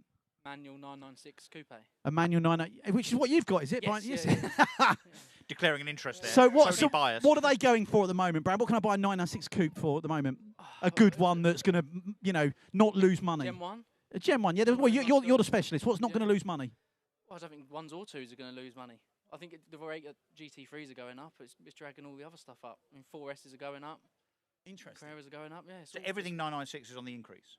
They're never going to be. I don't think they're ever going to be cheaper, are they? They've been. No, so they cheap but they for 10 dropped years. to like 10, 15 Well, it was grand. the ugly duckling for a while, wasn't it? But now it's become Now it's cult a cool status. classic Yeah. car. But you know the 996 that I really am quite in love with, and I wouldn't have been 2 or 3 years ago, but I've kind of got used to it now, is the 996 RS. Very rare car. Again, I think only 600 cars. Blue stripes, red stripes. I think one's rarer than the other. I think the 996 RS, in fact, there's one up by the house, I think. In fact, there's one here. Paul Brand's car was here last year, which is white with blue decals. That is a proper eyeful. But they're now late ones, like 160s, People 170s. are paying low 2s. Low for 2s? Low mileage, yeah. He's done it again, and you notice he's dragged it from the 20 grand, so let's talk about the 200 granders. Again, he just can't help Right, it. no, but that's a fair point, Lee. Fair point. So 944 turbo, going to go up? Yeah, I don't think they're ever going to get the same appreciation as older 911s, are they? But 968 Club Sport? yeah, don't deal with much transaxle stuff. I mean, there's a 928, couple of 928 manuals that people are asking for 60 grand for at the moment. But GTs? they're like, yeah, GT has an S4 manual on like loads of miles, wanted 56, but they might carry on. So most things seem to be getting more expensive. Hang on, let's talk about the Boxster market, though, because the Boxster market looked to me like it dropped to rock bottom. I remember seeing Boxsters for 1,500 quid, obviously dogs. Are they going to go up? Because they are a mass-produced car. Yeah. Unless you've got a special one, are you ever going to see appreciation on a... Again, they're never going to go down. You can buy them for 5 to 10 grand. It's never going to be Well, 2.5, 3, is it? Yeah, I bought a second-hand box a few years ago for 8,000 quid and sold it 2 years later for £8,000. Yeah. It was the cheapest Free motoring motoring. ever. Yeah. Okay. So best sub 30 grand daily, 997 Carrera S. Agree or disagree? .1 manual. Yeah, they're good. Yeah. I think they're awesome. He's They're very really good. specific, isn't he? You ask him a question, it's like, oh, No, because I dot might... two PDA. But No. no, it's You all... won't get one. You won't get a nice won't one get for one. 30 grand. But look, it's all opinion, right? We all have our own opinions, which is how markets are made, right? That's why people sell certain things and that other people are ready to buy that kind of thing. And I think that the 997 Carrera S to me is the car the 996 should have been. But then the 996 has been discounted because of that unpopularity, you know, whether it be the headlights or whatever, I think unfairly penalised, but now back on the way up. Because who knew, right? You can buy a Porsche 911 for 20 grand, 25 grand. I mean, It's you did, crazy. right? It's crazy. Yeah. What's the best car, Brad, you've sold? Because you've bought and sold lots of cars over the years. To you, what's the car that when it left the showroom, you're like, I bloody love that car? 928. 928. Well, there's the 1928 owner. He's Is there. that- He's is that here. 'cause you bought one from him? Don't go anywhere. We're going to get you on shortly. So, what's the what's been for you, Brad? You know, or in top three, where you're like, I really love that car. Lovely 996 Targa. Yeah. Nice manual Targa. Because low they didn't have a miles. proper Targa roof. It was just like a big Nice glass. like yeah. the 993. Yeah. Yeah. That was. What do you quite think low about people miles. that buy yellow cars, Brad? I love yellow cars. Yeah. Yeah? Yeah. Andy Bounce. He's just bought the most beautiful 964 RS in. It's not Speed, is it? Is it Primrose Yellow? Hellgelb. Yeah. What's it called? Hellgelb. Hellgelb. Yeah. Hellgelb. Hellgelb. It does look proper. What? We'll And he's talk got about a that jacket to match, hasn't he? later. Yeah, it's very, very similar. Speed Yellow's like that, isn't it? Yeah. That's a 906 and Speed Beautiful. Yellow. But all those colours like this, what used to be Ruby Stone, now Ruby Star, you know, the old colours, the kind of, you know, the blues, like, what's that one over there? I'm just trying to think what the Silver. colour is. Carrera There's one right up Silver. there. Golf blue and so on. They're all kind of coming back, aren't they? But do you think they'll go in and out of fashion, these odd colours? Do you think that you're always gonna be Fashionable colours, safe yeah. with silver, black? Green over tan at the minute, isn't it? Everyone wants green over But tan. green, I remember in the motor trade years ago, 20 years ago, green was an unlucky colour. It was the colour not to have. And now Porsche bring out special editions that are all in green. And And people are spending lots of money on Yeah. PT, you know, paint Yeah, to oh, yeah. sample. But different greens. should people be safe when you see a car coming in Speedster yellow, as an example? yellow. Speed yellow. Do you think that's going to be a struggle to sell? I wish it was black. Or are you like, oh yeah, that's unusual. I'll sell that tomorrow.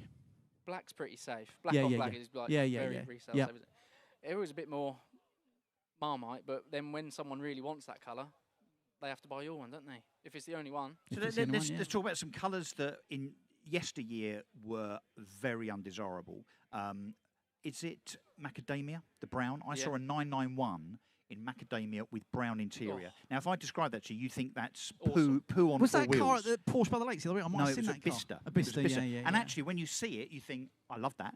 I love that. But 5 years ago, 2 years ago even, you may have thought, no. Yeah, greens, I think, are a case in point. Yellows are a case But in with point. you, the getting into the brown thing's an age thing. Now that you're in your 70s, you know, I'm not surprised you don't. Well, You like a lot of things that are brown. It's the colour. With or- velour interior as It well. doesn't stop interrupting, does it? It's the colour of all of my beige anoraks. Yeah, of course. Okay, so what else? What And else? pants. What else under? Let's say under 100 grand, which I know is a big budget, but it's it's not unachievable for many of the people here.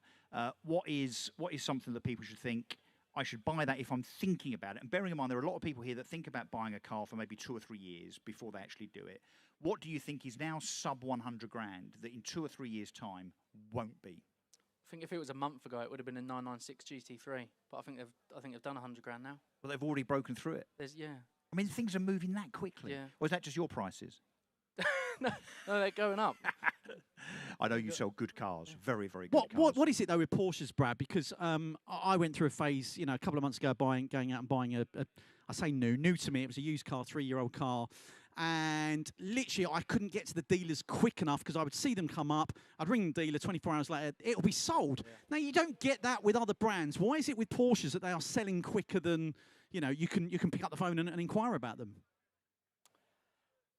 I think a lot of people keep them for a long while, and you might be waiting a while. A lot of people kept 991s, 992s for ages.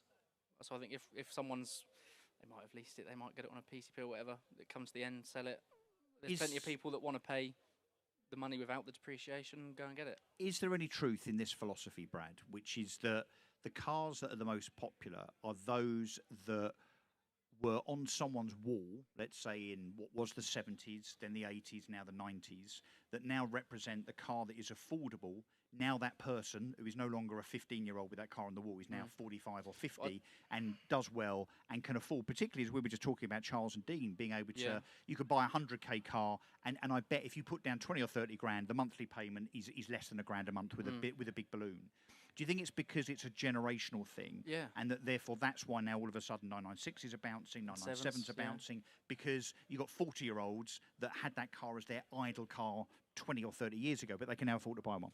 I don't think it's even that long. I mean, for me, 996s, it wasn't poster cars, it was video games and Top Gear, things like that. Of course. You didn't have Grand Theft posters. Auto. No, more. Yeah, what was there was the other one? GT. I can't remember. Gran Turismo. Gran things Turismo. like that, Gran Turismo. I I had think Kelly 15, Brook 20 on my years. wall. I had Kelly Brook on my wall. It's not.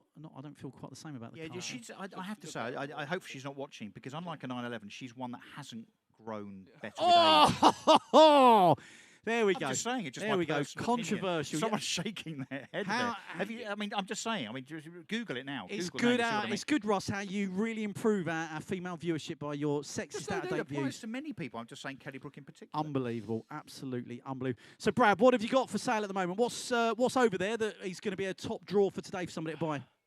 Well, we've got 4 water-cooled, 5 air-cooled. What's here? What's here? Yeah, So what's you got a boxer's. Go from the left. What's that? A spider? It's not a Got box. the- yeah, it's we'll get to the spider. It's a spider. Do you not know your cars, Ross? Not boxers.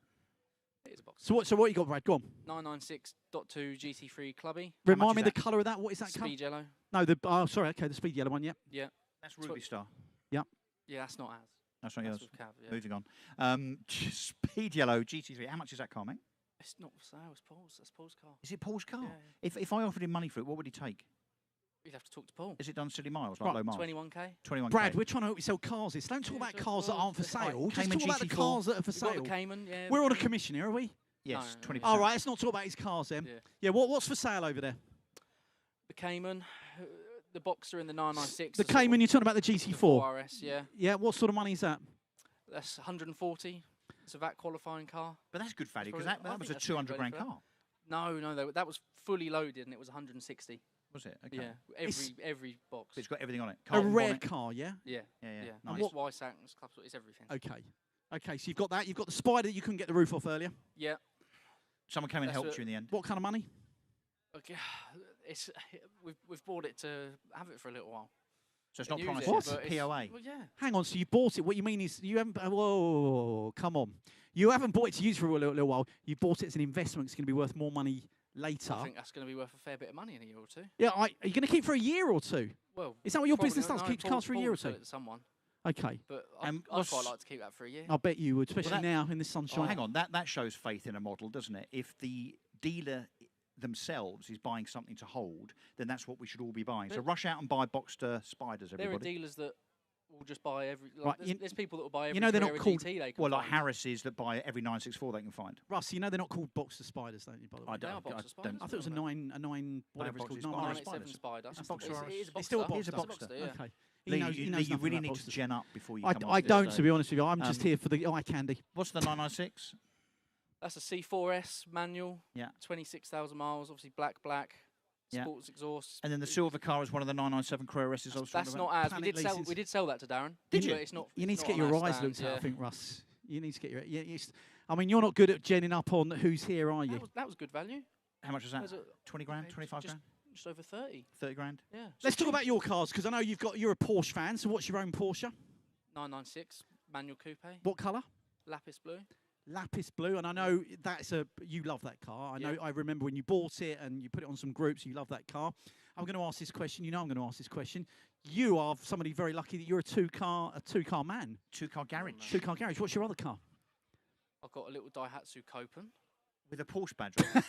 with a genuine Porsche badge on it. With a genuine Porsche bag on. Yeah. Got a Citroen C2 VTS. Oh, you've got a few cars. Yeah, I've got Citroen 2 VTS. They're going up in value, aren't they? Oh, I've paid 500 quid for Yeah, it. they are going up in value. They're hard to get hold of. No, I genuinely mean this. They're hard to get hold of. Hang on, gone up from what, 500 to 550? You heard it here first. Forget buying Porsches. Go and get yourself a Citroen 2 V. It's got to be a VTS model. Yeah. And I tell you what, you'll be as rich as Brad one day. Yeah. Brad, it's been awesome talking to you today. Look, we've had a bit of banter with you. We know each other. Yeah. But just the knowledge and, I'm always intrigued by buying and selling. I think as we all are, because when we buy a car, we want to get the best deal. When we sell a car, we want to make the most money out of it. But it's interesting just to know what is making money at the moment and, you know, where you should put your money. But by the sound of it, you buy a Porsche, you can't go too far wrong. Unless you buy a late 992 cab in black. It's a GTS4, though. Anyway. Yeah, so not every Porsche is a great investment, is it, Brad? I mean, there are some that I think if you buy something new that isn't special and limited edition, you've got to like an be ST or prepared to. something. Well, you'll be Like an alright. ST. You'll be alright. I'll be alright. Yeah. My car's You've for got to sale, be prepared actually. to lose a bit of money. Do you want to sell my car? Yeah, I'll take How much? 400 grand for it. Would you? Yeah, 400 grand. 9,000 I'll tell you what, we've GT got Silver. 9,000 miles.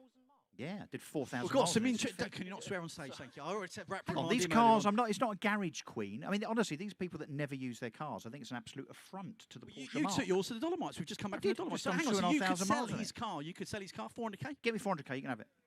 Seriously, get on the phone now. Come on. In What's- fact, ring what's- it. Let's do it live. Let's do it Let's do live. it live You saw on it here stage. first. This is Brad Get in it- action, get it- everybody. Right, here we go. I'll tell you what, I have faith in you, Brad. This is Brad's. It's not brown. It's It's brandy. cognac. Oh, cognac. Cognac heritage. Tell you what, Front if anyone lift, can sell it, he can. Front lift, He ceramics. can sell it. I would bet money Look, that he I can can sell see. it. Look, is that your Rolodex in your phone there? Come on, get on the phone. 400 grand, and I'll give you £1,000 for doing it. No, you want more than that. What do you want? What do you want? Do you want 5%? No, What? not How that much? high. Shut No, up. that's crazy. What would you want for it? 20 grand.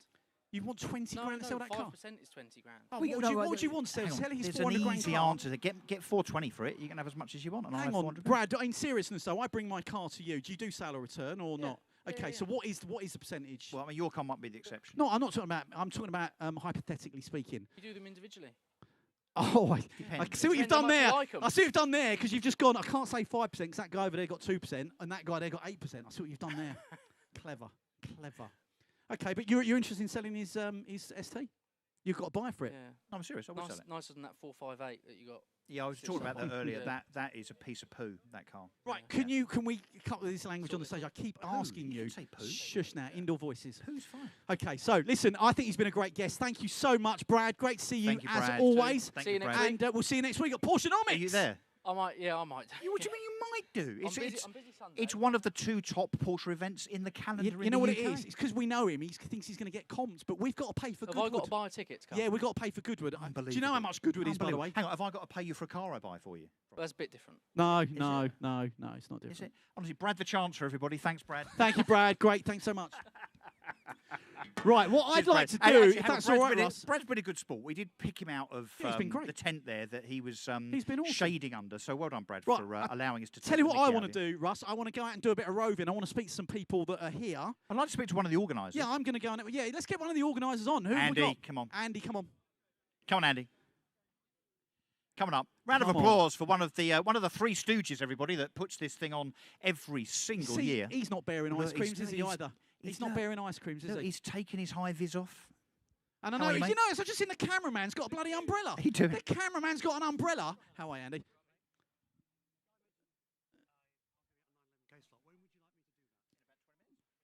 Yeah, good. Right, we're good. We've just been offered a break. I've I got to comment think- you on your sunglasses, Andy. They are very, very you. So a bit special. Trust me, you're going to need that hat back on under this. They're lovely. Somebody didn't put a Hang cover on the Those stage. glasses are literally the same colour as that 997 there. Yeah. Whatever it is. Well done. Congratulations. Year 5. you. of Great. Porsche by I the Lake. love this event, by the way. This, apart from our event, this is my favourite event on the calendar. It's one I do not You, miss. I James love and it. Guy, look, you put best foot forward 5 years ago. You do it for charity. We've already talked, I don't know if you heard at the beginning, about Centre Algarve. Just talk to us a little bit about Centre Algarve, just so that people know what you do this for. Yeah, so Andy Maloney, who owns the property, has a property out in Portugal, which he sends less fortunate people with special needs or those that have suffered trauma and possibly have never had a holiday to his wonderful facility out in the Algarve. So So we, for a bit of a break, a bit of respite yep, for them and for family. for them and for family. So it's important that obviously the ethos of the show is for enthusiasts, by enthusiasts. We make no money out of it at all. It all goes to the charity, less the expenses on the day in terms of health and safety and Brilliant. And all what that sort, good what, stuff. what sort of money, do you mind saying what you raise?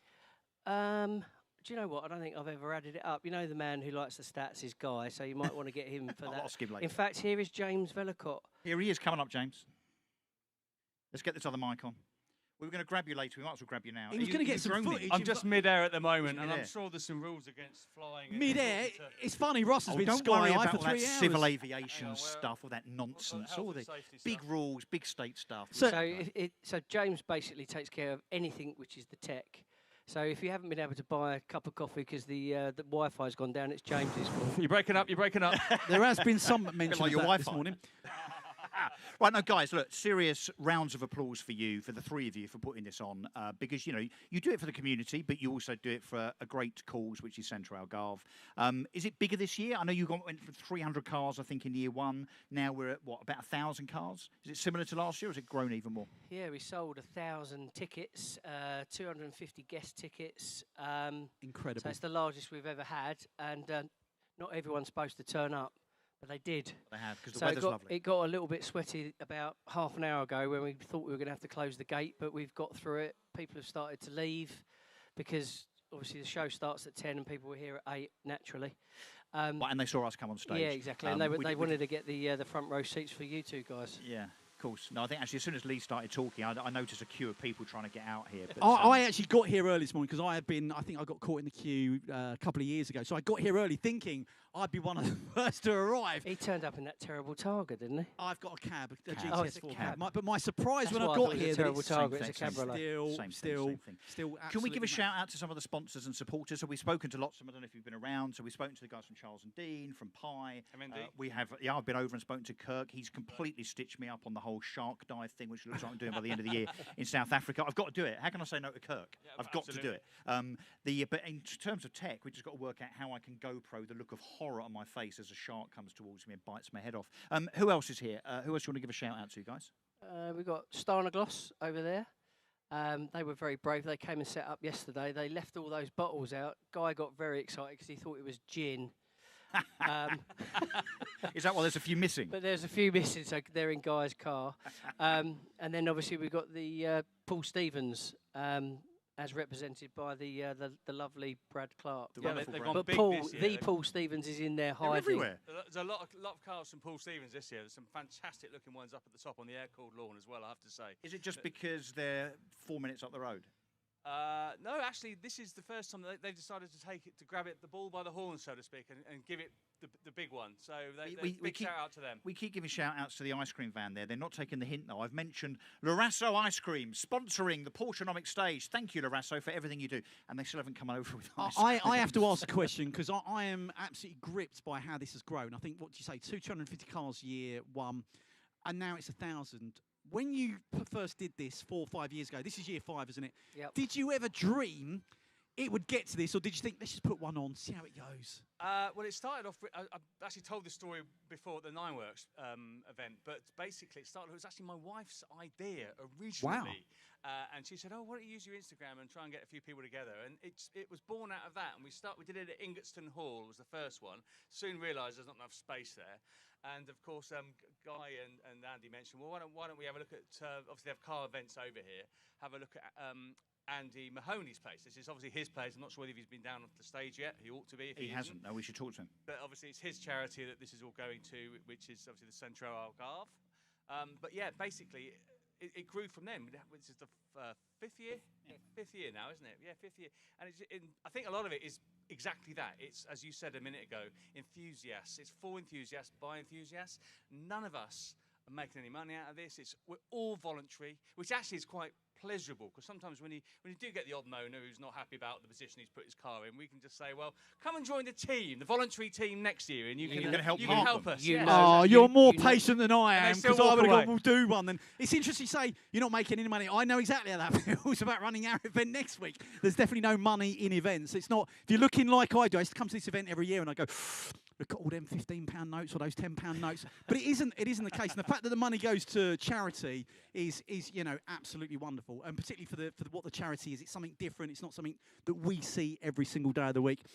So what's the future then? What's the future of Porsche by the Lakes? Because surely you leave this event thinking, how do we do that again, bigger and better next year? This is it now. We're not doing it again. Yeah, You're done now. Don't you say that every year? Every year. Too much abuse. Too much abuse. No, I mean, I think the future is this is the size. We've hit it now. I think we're not interested in taking on more farmland here. We don't want to be Goodwood. We're not trying to be something. Nothing wrong with Goodwood, let me tell you. Apart from how much they charge. Well, exactly that, isn't it? So, Do you know how much they charge? Ever guess for the day? For the track and the use of the whole thing? Yeah, for nothing else, by the way. No is this staff. with or without your markup? 50 grand. No. No. This is the cost to us. Have a guess. 50. 30 grand. Wow. But that's without anything else. That's without £30,000. anything else. By the way. £30,000. That's without anything else. Oh yeah, the VIP area, food. I mean, the whole thing is. And we've just been told yesterday we have to pay for the toilets to be cleaned and the bins to be which emptied. we're not going to do. Anyway, luckily we've got Guy, so that's probably why he's not here. He's probably up at the house He's doing doing the the bins. toilets. He's doing the now, bins. isn't he? Yeah, he's doing the Fixing bins. the ladies' toilets at the moment, I think. Whoa, I thought we wouldn't talk about that on stage today after the court case. So this is it. Well, there's the 918. Charles and Dean didn't put it up the top. We had a nice position for that 918. Yeah, there nominate. it is over there. Well, look. for those that haven't been up there yet, let's talk about what you're calling the Unicorn Lawn, which is. Please really? don't. Right, do he's that. banned. Yeah, he's Yeah, banned. he's banned. Yeah. Guess what? Yeah, don't ruin the whole thing by us getting banned because of the way that you leave the venue, please.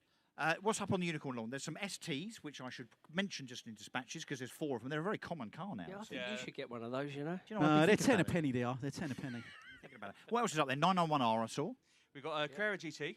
Yep. We've got a GT lawn, so we've got round the back. They're all made out into a clock face. It looks great from the drone above, I can just report.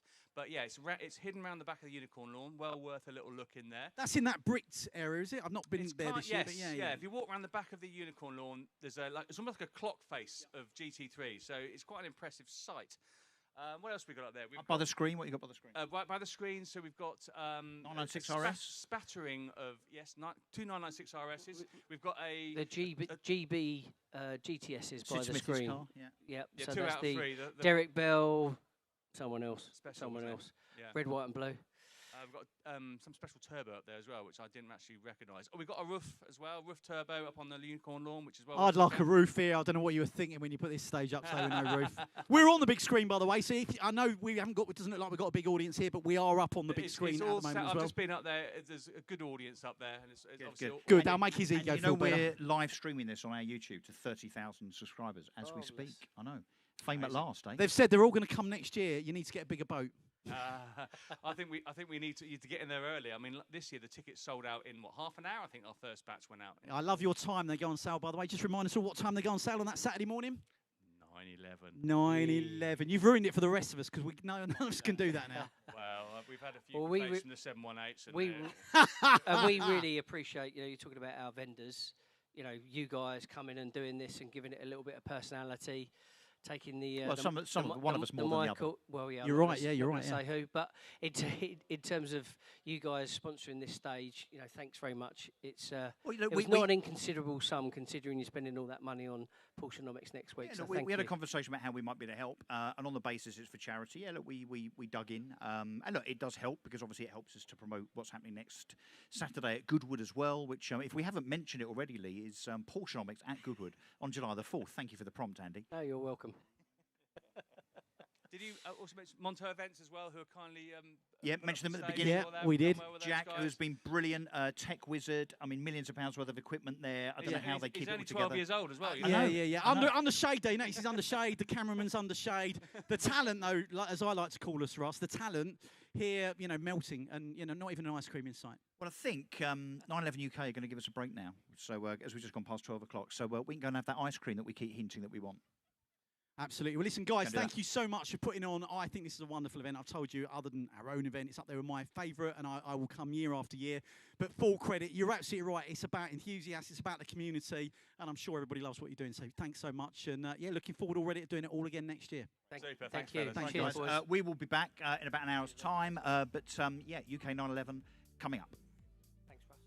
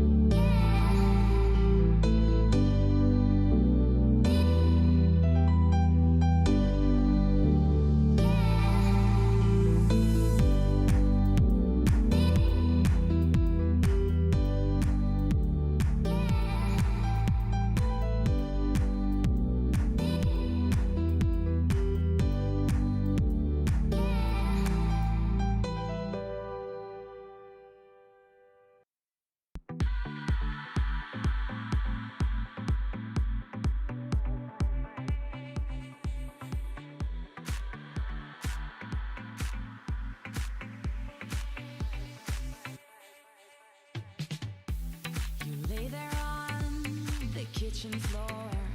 It seems like you can't take no more. I'm sorry, but when my engine starts, I just can't get enough.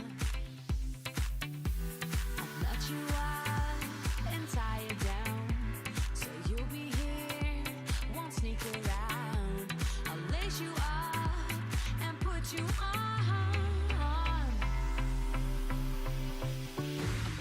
Running for you every day and night. I'm running for you, gotta move, don't want no ride. So warm me up, cause I know the world is at my feet, yeah. So take me higher, baby, let's go and hit the streets, yeah. So I'll keep running for you. So I'll keep running for you.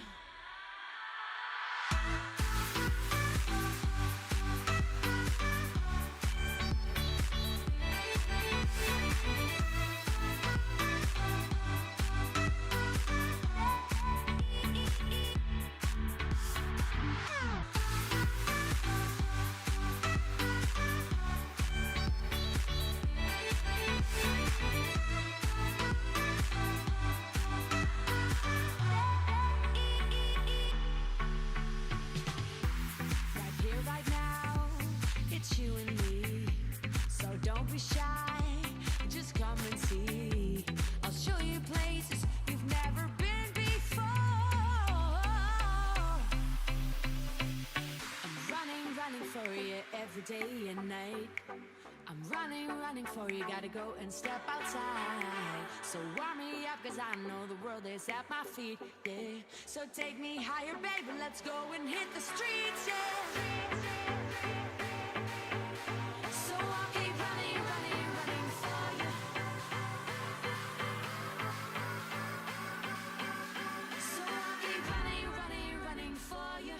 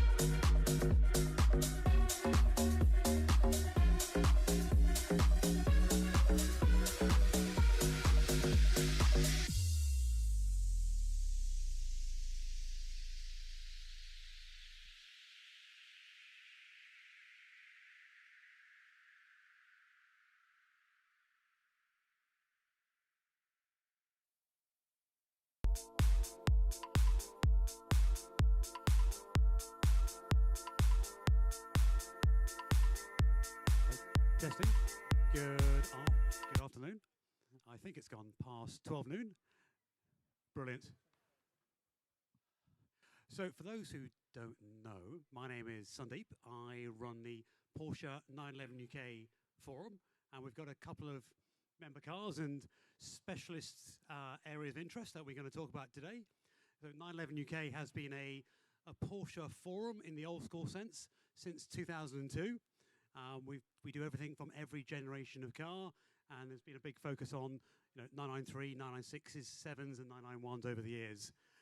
So it's probably a case of if you don't know any, or you have a question, it's probably been answered on 911 UK, or we can answer it. So I have come in, it's actually in front of me behind the camera, the Herbie Cayman, which is always a bit of an irony for a man who drives 911s. It's the one with the 53 livery, infamous from the Love Bug. But I'm here today with my esteemed colleagues who have got a variety of famous cars from the internet, which I'll now introduce. So to my left, we have Terry, who's otherwise known as Terry Turbo, whose username is T8, and he has the lovely Guards Red 997 Gen 1 Turbo. Next to him, we have Tony, whose username is Tony C911. And hold on, I've just forgotten. Hold on, it's a 991 .2 Carrera S, 992.1 Carrera S in GT Silver, correct? And finally, am I going Carrara White? Carrara White. It's Carrara White. We have the 991.1 Carrera GTS. Now, the general on the end is infamously known as P0 because he always has P0 tyres on his car. That's a true fact. Right. So, Terry. Yes, hello. The 997 Turbo. That's mine. What's so? Tell me a bit about your recent car journey with it. How long have you had it, and how many miles has it now done? And we'll talk to the camera in front. Yeah, I've had her 11 and a half years. It's a 2007 car, and is now completely worthless because the 100,000 miles clocked up in April. Won't stop me using it. No target for mileage, but yeah, it's never let me down. Touch wood. So value-wise, what are you thinking? 20 grand, 10 grand? It's completely worthless now. we buy any car, yeah, probably 25. It's not for sale, but I wouldn't let it go for less than 40. Oh, just hold the mic up. I wouldn't let it go for less than 40, but no one would pay me that, so I'll have to keep her. Have you ever done the We Buy Any Car valuation for your car? Oh, yes. And what did it present you with? It hasn't started with more than a 2 for 7 years. I think that's a good deal. Yeah. It's definitely a good deal. Buy me one for 20 grand and I'll have 4 of them. Brilliant. And how long now have you been on the forum? 16 years. Moderator for 13. Can't believe it. Neither can I. So let's talk about the car I managed to call out the wrong generation, 992. Now, in fairness, you've changed your car so many times. Now, it does have a very striking interior colour. Absolutely, and that's what drew me to it. I think I wasn't really in the market, but at Christmas this one popped up, and yeah, the configuration on it. Kudos to the previous owner. It's incredible inside. It's got the truffle brown. I think it's called the club interior, which is a bit of a one-off, with crayon stitching as well, and cooled seats, which is a bit of a boon today, I have to say. Now, what's the engine badge you've got on the back of the car? Oh, that's just a Ren Tribe badge that I picked up off of Instagram, actually. Oh, but yeah. Nice quality. I thought it just makes it look a bit different. Excellent. And this is your... How many Porsches have you had over the years? Yeah, I've had about 7, I think, in total. 4 911s. I've previously a serial Boxster buyer. Can't beat a bit of open-top motoring in a Porsche. And then I had a in 2015, I got a Gen 1 997 Carrera 2S manual. That was my first foray into 911s, and I was kind of hooked from there. And then I moved to a 991 Gen 1 2S. And just before this one, I had a lovely Carrera GTS 991, which I'm a bit sad I sold, but I think I will go there. Peak for me. They are fantastic cars. Now, I did forget to ask Terry in terms of his previous car history. So what did you have before the Terry Turbo? Before this one, I had a 996 Turbo in Polar Silver, and before that, a 996 C4. And is this the glove, as I always say, the car that you will take to heaven with you? Yeah, I'll probably be buried in it. Yeah. That's not yet anyway. Hopefully not. We've got to get at least 250,000 miles. That's the way. Yeah. Now, Malcolm, hello there on the end. Hello, Sandy. How are we doing? Right. Now, I remember a few years ago, you used to have a lovely blue 997.2 GT3. Dark blue metallic. Dark blue metallic. And I hadn't seen one for years, and it's still a very nice colour. So how have we ended up in the Carrera? I can't lie. I was getting a bit concerned about mileage on the GT3 that I had. It has been ragged across the Alps, the Pyrenees, throughout Europe. What a fantastic experience it was. I'm now with this GTS that you see. I've had this about 7 or 8 years. Bought from Virgin. Brilliant outlet. Great people there. Took this off their hands. I've put about 30,000 miles on it, and it's the best 911 I've had in terms of it does everything. It's a great package. Tony knows that. Yep. He's had one. Absolutely. And I believe he sold it, which is quite ironic. If you consider how values of GTS cars of late have certainly gone in the right direction. Is that a manual or is it PDK? This is PDK. PDK. I've been quite lucky on my appreciation of models that I've had in the past. The highlight would be the GT3, which I picked up from a dealership for 78 grand. Sold it back to another dealership 4 years later, and quite a few Alps miles on it for 92. Which isn't a bad return. There we go. Might not get those figures today, but that was pretty good for 2014 to 2018. It's literal free motoring. Absolutely, yeah. Now, of course, is this the glove? Yes, it is. This is the glove. Yeah, it is. I couldn't ask that to Tony because he's changed cars so often. He always says to me, "This is the car. It's never going to change." And then a year later, he buys another one. I'm like, okay, we'll just go with that. But do you think this is the one? I think so. I've had it, like I say, 7 or 8 years. I see no reason to change. The only reason to change would be if you get sick of drinking champagne, you want to know what Prosecco's like. You're going to taste Prosecco, and then you wish you hadn't. That's the only reason why I change, just to find out what the worst thing is. Being a white car, it's primed for a potential livery or a decal or 2 or 3. Was talking about that with my chum this afternoon or early this morning. Where is he? Somewhere in the crowd. He's somewhere in the shade with his hand up. He's cheering us on over there. He's the only one listening.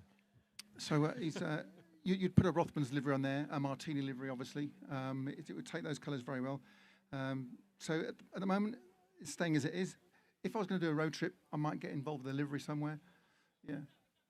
And the story about calling yourself P0, is that because when you joined the forum, you were on a set of P0s? That's the only reason. I couldn't think of a forum name. The thing was shod with P0s. That first car was a seal grey 997 Gen 1 Carrera S, and that was on P0s. I've had other tyres through different servicings and stuff throughout the years. I've been in Porsche ownership, 2009. But generally, they've had P0s. It's a good way to do it, really. We should have a chat with Pirelli about doing some kind of sponsorship deal for you. Discount would be good. Yeah. Just make sure your grandchildren are called P0. Now, I should add that Terry's done one on his Terry Turbo. One of the rare changes that you rarely see in the UK is actually different wheels, because of all the markets I ever see globally, we predominantly have Porsche original wheels, and actually straying from that particular brand is quite rare. And you've got I believe it's the BBS Motorsport. Yeah, the CHRs. I think the R is just the rim. It's a different colour to the actual wheel. Stick on rim. Yeah, I seem to be in the minority of people that actually don't like the 997 turbo wheels, and I lived with them for 7 years. Didn't want to sell the car. Thought I'd change the wheels. Good choice. There we are. Right, I'll do a. I'm going to ask you about your dream car. So, this is the money no object option. You get the choice. You get to pick 2 cars. Now, if someone was asking me, I'd always go 911 GT1. And then of course I'll have to go for probably a Carrera GT. But Malcolm, 2 cars. What would you? Is this money no object? What would you have? Carrera GT, just because they're so difficult to, they're unobtainable basically, aren't they? So Carrera GT, and I'm going to go back and look for an old air-cooled in a fabulous colour, and just go back really and get a bit nostalgic and go for something like that. Are we thinking a pastel shade? Yeah, we're thinking way pre-964, that kind of era. Yeah. Anything in the air-cooled lawn that might have taken your fancy? Like the sage green colours, those sorts of things. I see Paul Stevens up here. He's got a nice array of 911s that he does well with, doesn't he? They always catch my eye. I think, Bradley, there's a deal to be done here. He's looking to get a trade in. And Tony, same to you. So your 2-car dream garage, and of course we're spending big on this one. I think it would have to be a Singer 911. Yeah, resto mod. And I'd really like to try a 356, a nice one. Never driven one, but they just look iconic. Coupe or keep the speedster? Soft top. Yeah. They're a good-looking car, aren't they? They're very good-looking. I think so. I think so. Just classic. I'm expecting Terry to say 997.1 Guards Red Turbo and 997.1 Guards Red Turbo, but he's about to surprise me. Not too much. The difference is between me and these guys, their cars, their dream cars, got too many pedals. I need one with 2 pedals. 918 would do me, or a 991 GT2 RS with a PDK box. It's a good choice. Either of those would do me. I could keep up with them then. Yeah. Absolutely. And how have you been enjoying today's Porsches by the Lake? Me, glorious setting. It's the 3rd time I've been here. It's, same as ever. Nice to see the rain keeping off. Could do with the shade coming down a little bit, but fantastic event. Probably the best in the UK before last week's Silverstone event at the Sunsteed, which was the best. Yeah, that was. We had our own display area at Sunsteed, which was a couple of days of hard work with Porsche. We were tucked next to the Manti stand of all places, but that was an interesting event. I'm sure they'll probably bring it back in about 5 years when there is another suitable anniversary. But I think logistically it might have been too much. But this is, I always say this is the premier annual event to come to. And of course, not forgetting next weekend, there is Porschenomics at Goodwood. And I'm going down there as well. I've got my ticket. I'll have to try and persuade the 3 of you to come down and join us for a drive. Absolutely. It's always good on early morning. And the other advantage is if I fall into a hedge, then you can help me out. It has happened. I don't talk about that one. No. But thank you for your time today on the stage. No problem. And we're going to bring out a very special rough 996 generation car. And we're going to find out more about Adam's special machine. Amazing. Thanks, guys. Thank you. Thanks, Adam. Cheers. My seat.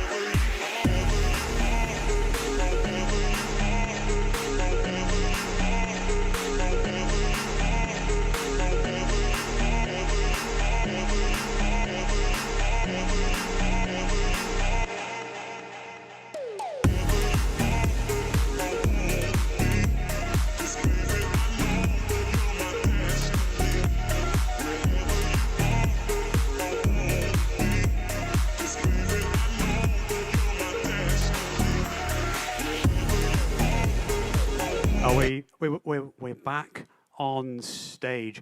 Right, ladies and gentlemen, we are here with a very unique roof. It's not a Porsche. It's made by Roof. It looks like a 996 generation turbo, but I'm here with a very lucky owner. And what we're going to do, we're going to talk about why Roof is very special. And I should add that if you gave me the choice between a Singer and a Roof, for me, it wouldn't even be a discussion. I would be Roof all day long. Right.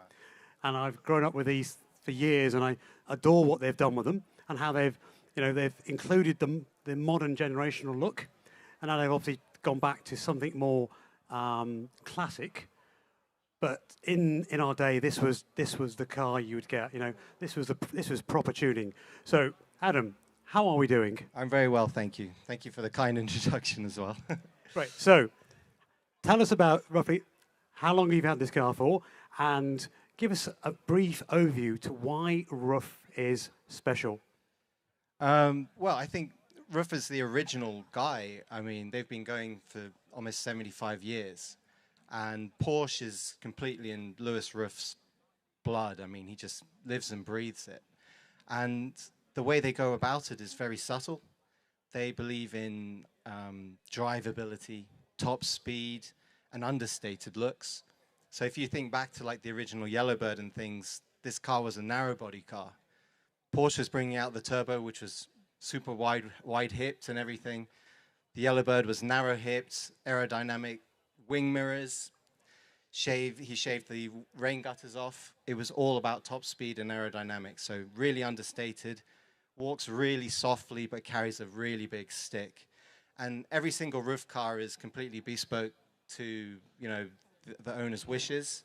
And they're in a beautiful part of Germany, southern Bavaria, about an hour outside of Munich. And it's just, for car guys, for anyone who likes cars, you have to visit it. It's just surreal. It's like heaven.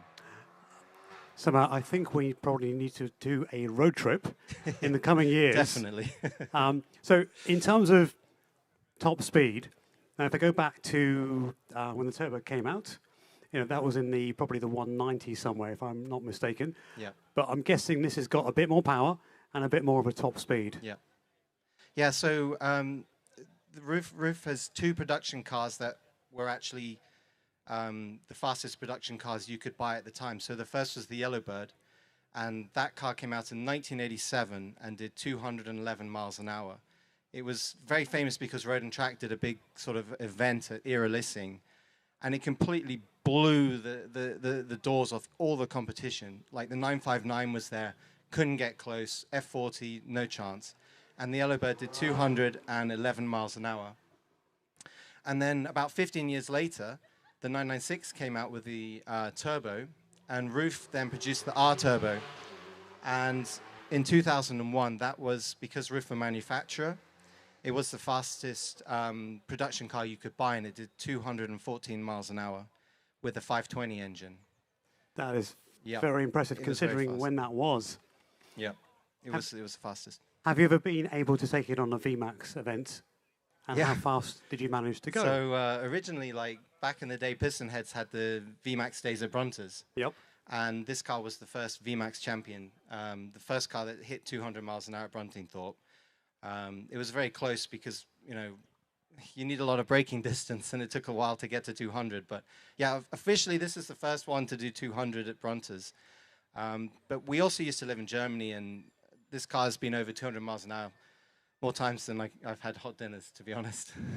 So for when this car was built, is everything still as it was since it left the factory? Or have you changed anything in the 2 years? It's changed a bit. So originally my father had it built for my mother, and it was her daily driver.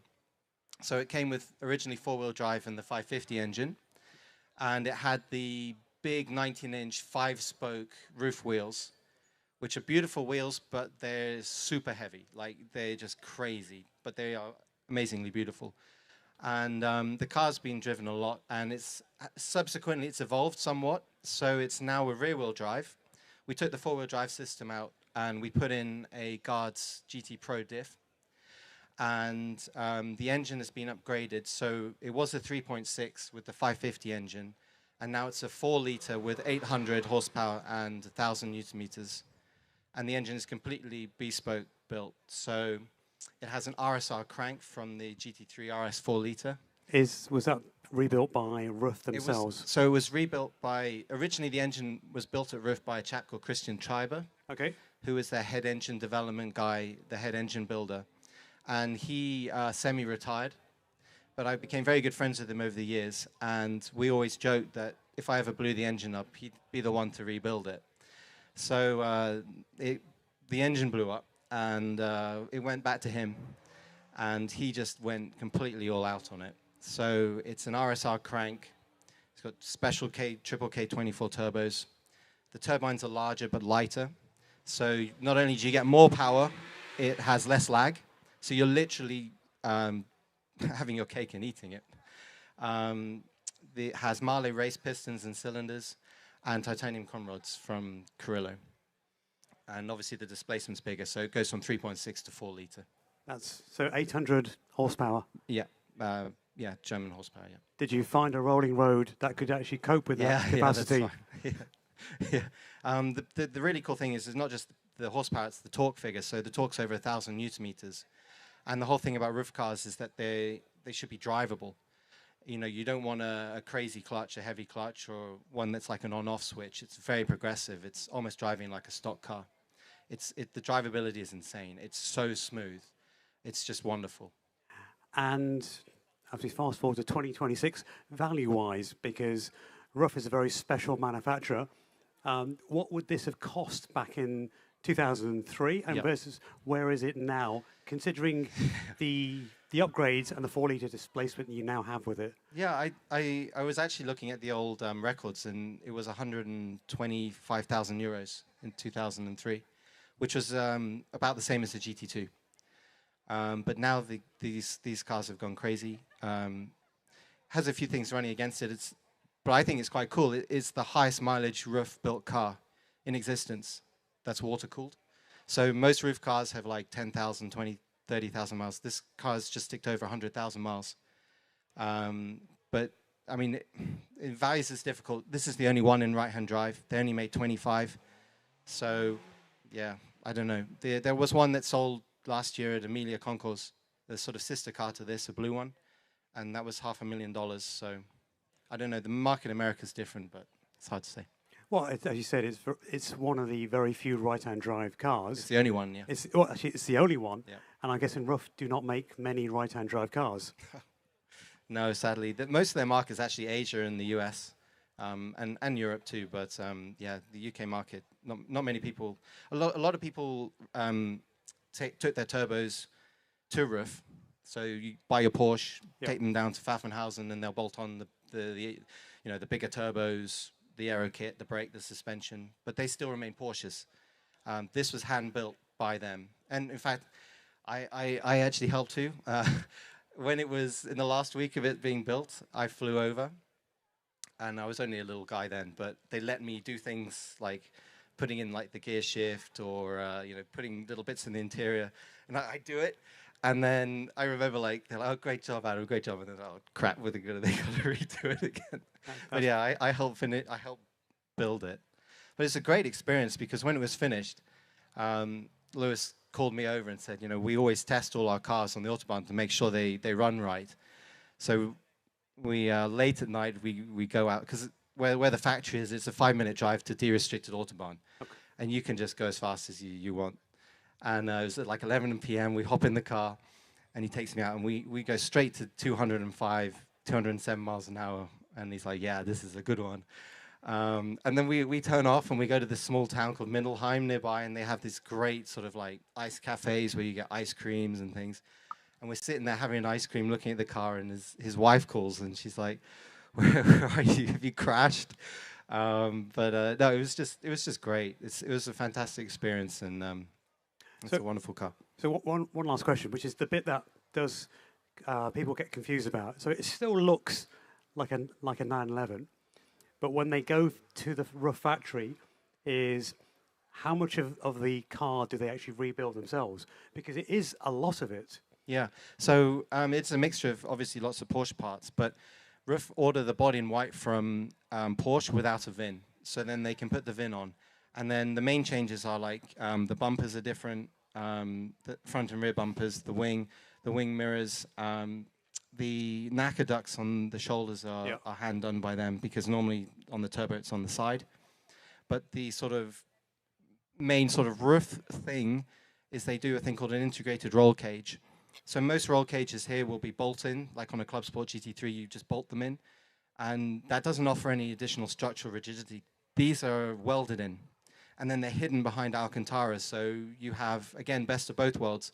You have extra rigidity, you have extra safety, but none of the compromise of climbing in a car with a roll cage and stuff. And it has a rear piece as well, which is removable. Yep. So when it was my mum's daily driver, she used to take my brother and sister to school in it. So there were rear seats in the back. So yeah, it's perfectly usable as well. It's a pretty cool car, and I know that the legend of Ruffin is one of the all-time great manufacturers, and the association with Porsche has been fantastic over the years. And long may it continue. Yes, I agree. And thank you very much for your time, Adam. It's great. My pleasure. Thanks. Absolute pleasure. Thank you.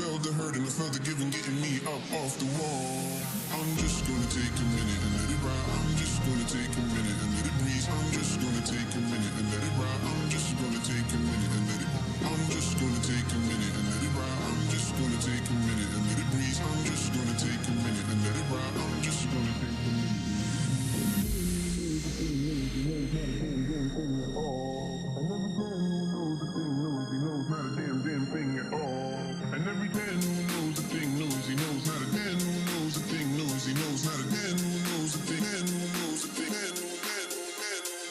man who knows the thing knows he knows how to damn thing at all. And every time I felt the hurt and I felt the giving getting me up off the wall. And any man who knows the thing knows he knows how to damn thing at all. And every time I felt the hurt and I felt the giving getting me up off the wall. I'm just gonna take a minute and let it ride. I'm just gonna take a minute and let it breathe. I'm just gonna take a minute and let it ride. I'm just gonna take a minute and let it breathe.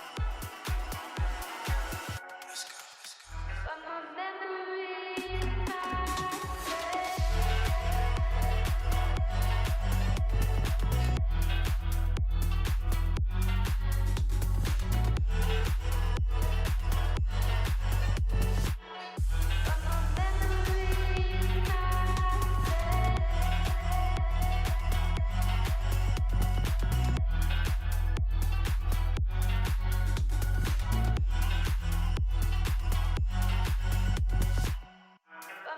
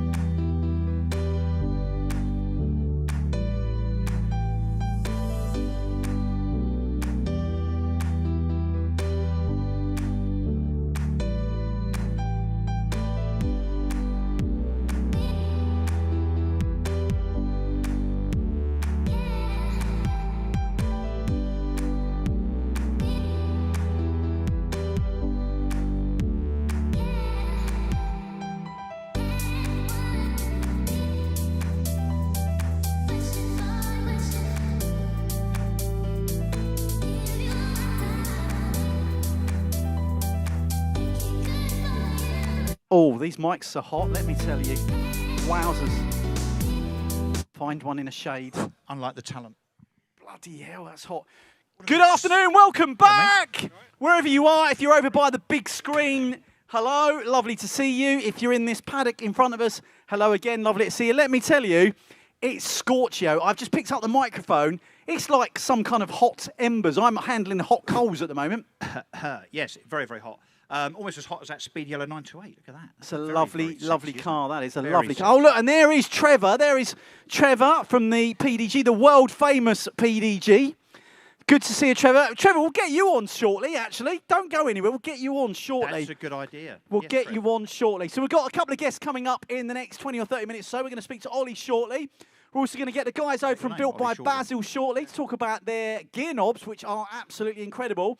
And then we'll get Trevor on from the Porsche Drive Group to tell you about all the things that they do. But on the stage, in front of us, we've got the one and only Ollie from Prestige Car. Prestige, how are you, Ollie? I'm good, thanks, Lee. How are you? I'm very, very good. Prestige. thanks. There is a word after prestige. Is there? He's not got it on his T-shirt. Storage. Car storage. Well, hang on. If he can't afford to have it printed on his T-shirt, I'm sorry, but I'm No, not. but he's being a man of mystery. No, I tell you what happened. He went into there and he went, "I'd like some T-shirts printed, please." And they went, "We sell by the letter." And the minute he knew it was going to cost more money for storage, he went, "Look, just put Prestige on." Even the E at the end was an add-on. He wasn't going to do that to start with. It's mysterious. It's a well-kept secret. It is a World Cup, Man of mystery, man of mystery. So look, we need to talk about car storage. We need to talk about your cars because you're a bit of a Porsche guy, as it turns out. So what do you do, Ollie? And why would someone darken your door with their business? So we set up Prestige Car Storage about 5 years ago. I've always been into kart racing and racing cars now. And my dad had a few classic cars. I've always wanted to get into having nice cars. And I did have a household storage business. And so we put up some more buildings and made the logical step to get into car storage. And now car storage is sort of overtaking Is that the now the main household. business? Yeah, 'cause obviously no one's moving house at the moment. Yeah, so. yeah, and obviously we need to keep the location secret because there are some very special and important cars there, including two of mine. But it's in Ongar, we can say that much. Yeah, just So it's outside of Ongar. Just outside Ongar.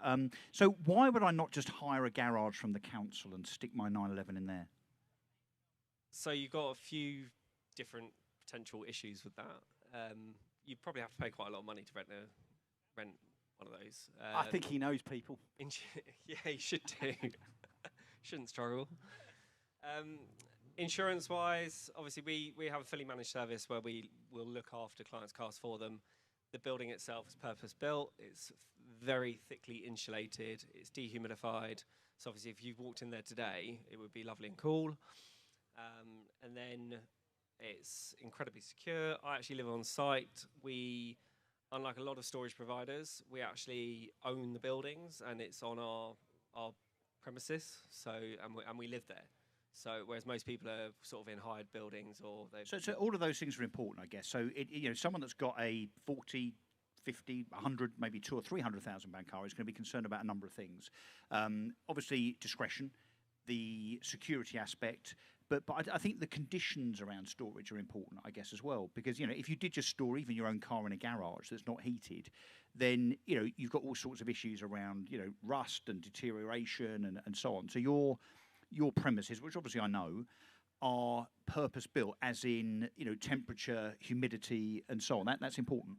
Oh, 100%. So, yeah, as you said, if you stored it in a damp sort of garage, I suppose, if you left it there all winter, it's going to come out, it's going to be like mould, rust. But yeah, so the good thing with us, where it's properly looked after and it's insulated, insured, the good thing is that with the insurance factor, 100% that you go on holiday or go anywhere, that it's properly looked after, anything happens, it's completely. So because you're insuring it as well as perhaps the client keeping their own insurance going as well, Exactly. I suppose. Yeah, and trickle charged, covered. Yeah, so whenever a car comes into us, we have a detailer that comes in. So I've got a professional detailer that comes in. So you get top level detailing. Cars are cleaned. We then put them on C-Tech trickle charger. We cover them so they are ready to rock and roll as and when anyone wants to use it. As you've known on a few occasions. Yep. I'm trying to pretend that I know nothing about this business, but I know everything about it because you've looked after up to 5 of my cars for about 5 years, I think. Yeah. What was it like having Ford Fiestas in the building compared with all the other beautiful cars that you had there? Some very old banged up 911s that They're definitely banged up, all right. Yeah, Really? definitely banged up. You should be banged up for saying that. they're in better condition now than when they came Oh, in. I don't disbelieve that for 1 second. So, am I right? I think you've upgraded the premises recently, haven't you? Because you've got some flash ramps in place so you can store more cars. That's easy for me to say. We have. So we got these really cool triple stacking car lifts, which we imported and put together. But yeah, we've managed to massively expand the capacity, and I'm expanding into more warehouses for this winter. And it was, what does that capacity look like? So how many cars have you got? So I've got just shy of 100 cars at the moment in storage, and I'm hoping to have enough, open up enough space for 50, 60 cars for the winter. So I haven't additional cars. So I haven't gone out and promoted the business too much up till now. Doing this is our first show. And you probably need a good PR agency. But anyway, moving on from that. Ollie, so I just have a bit of fun here because we know what you do, and Russ will vouch for it being one of the most professional setups ever. What's your favourite car in the building? So don't say your own. It was my own, and then someone stored it in my storage facility. Didn't drive it at all. Sat there for like 2 years, and if anyone said to me, if you could have one car, what would it be? I always be like, that one over there, the GT2. And that one behind you. The guy, I sort of joked with the guy saying, look, if you ever sell it, there's no Well, he went, I've not paid my bill for 2 years, so yeah. It's the first car I've taken ownership of. So it is still your favourite car. So of all the cars in the building, it's your favourite car. Which ones do you secretly take out at weekends? Wink, wink, I nudge, don't nudge. secretly take Of course any you do. out. Of course you do. Like a Ferris Bueller thing. Yeah. I quite often have to move cars around. Say Ferris.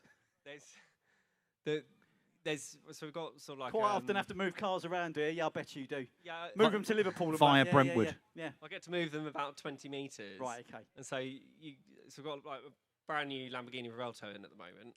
It's come in. Nice. Lovely car. You get in it and you turn it on, and it's just like. Sorry. Just in case we missed What was that? What was there a fly? You've got your own content, people over there. Can we do that again? Just do it one more time. Was that a fly buzzing around the shed? Beautiful. You saw it here first. You saw it here first, and we didn't milk it at all. So tell us about this GT2 of yours then.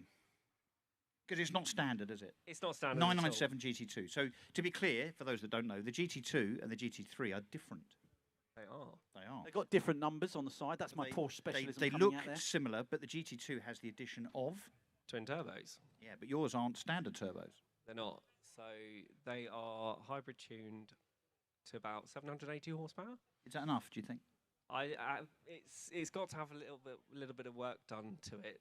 To make it quicker? Are you serious? No, it needs to breathe better apparently. So you must have shred rear tyres. No. I was at Silverstone at the secret meet, Supercar Driver Secret meet. Do you know, a lot of people have mentioned that, so it's not really a secret. It's not secret. Everyone knew about it. It's like the secret nuclear bunker in literally where you guys are. everyone knew about it. Yeah. So we were on a track session and the stock intercooler pipe or whatever blew. So I've got to change that. So I might see if they can tweak a little bit more power out of those turbos. But you've made it look like, or the previous owner has kind of RS'd it. Yes, so one of the original owners, I think they wanted a RS, but there weren't any available to buy at the time. So they only made 500 of the RSs, which have gone pretty skyrocket value-wise at the moment. So if that was a genuine RS, I wouldn't be able to hack it around Silverstone or go on tours and stuff. I'd be having to preserve its value. Is it right? It's been because it does look, it's a homage to an RS. Is it right? It's hard for you to buy parts for it because it's not an RS, and Porsche are saying, "Yeah, we're not going to give you those." No, so the original owner, they did get genuine RS parts, so it's aesthetically an RS, but it's got like the Öhlins TTX suspension, it's got surface transform brakes, it's got all sorts of stuff underneath, which essentially makes it better than an RS. Yeah, let me just translate that to most normal people. He's got some bits on it.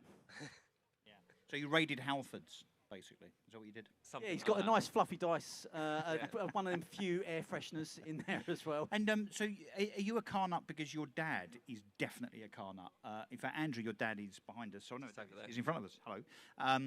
He's a car nut and a Porsche guy to an extent, albeit some other cars as well. But what else is behind us here? Here, so we've got a lovely 1985 Carrera Targa.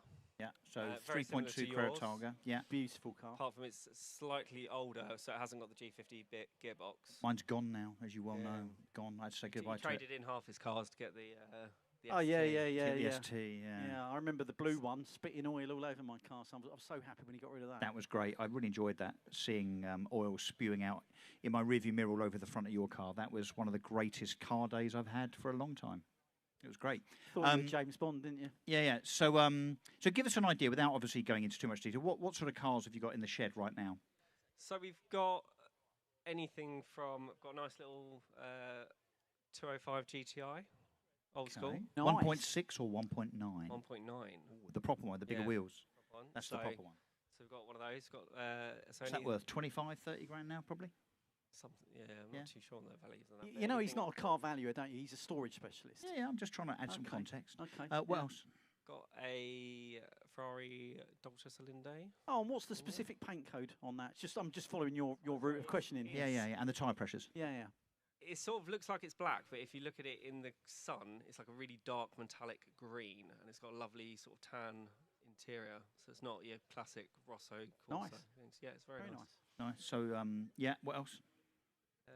812 GTS, quite a few Revelto, Temerario, Huracan. Nice. Just showing off now, 296. isn't it? Just Nice. showing off. So I'm just trying to give everyone, makes everyone understand that it's a proper facility. You know, it's not just cheap and cheerful stuff. You've got some proper, It's a valuable quite mixed cars. bag. It's quite a few old 911s.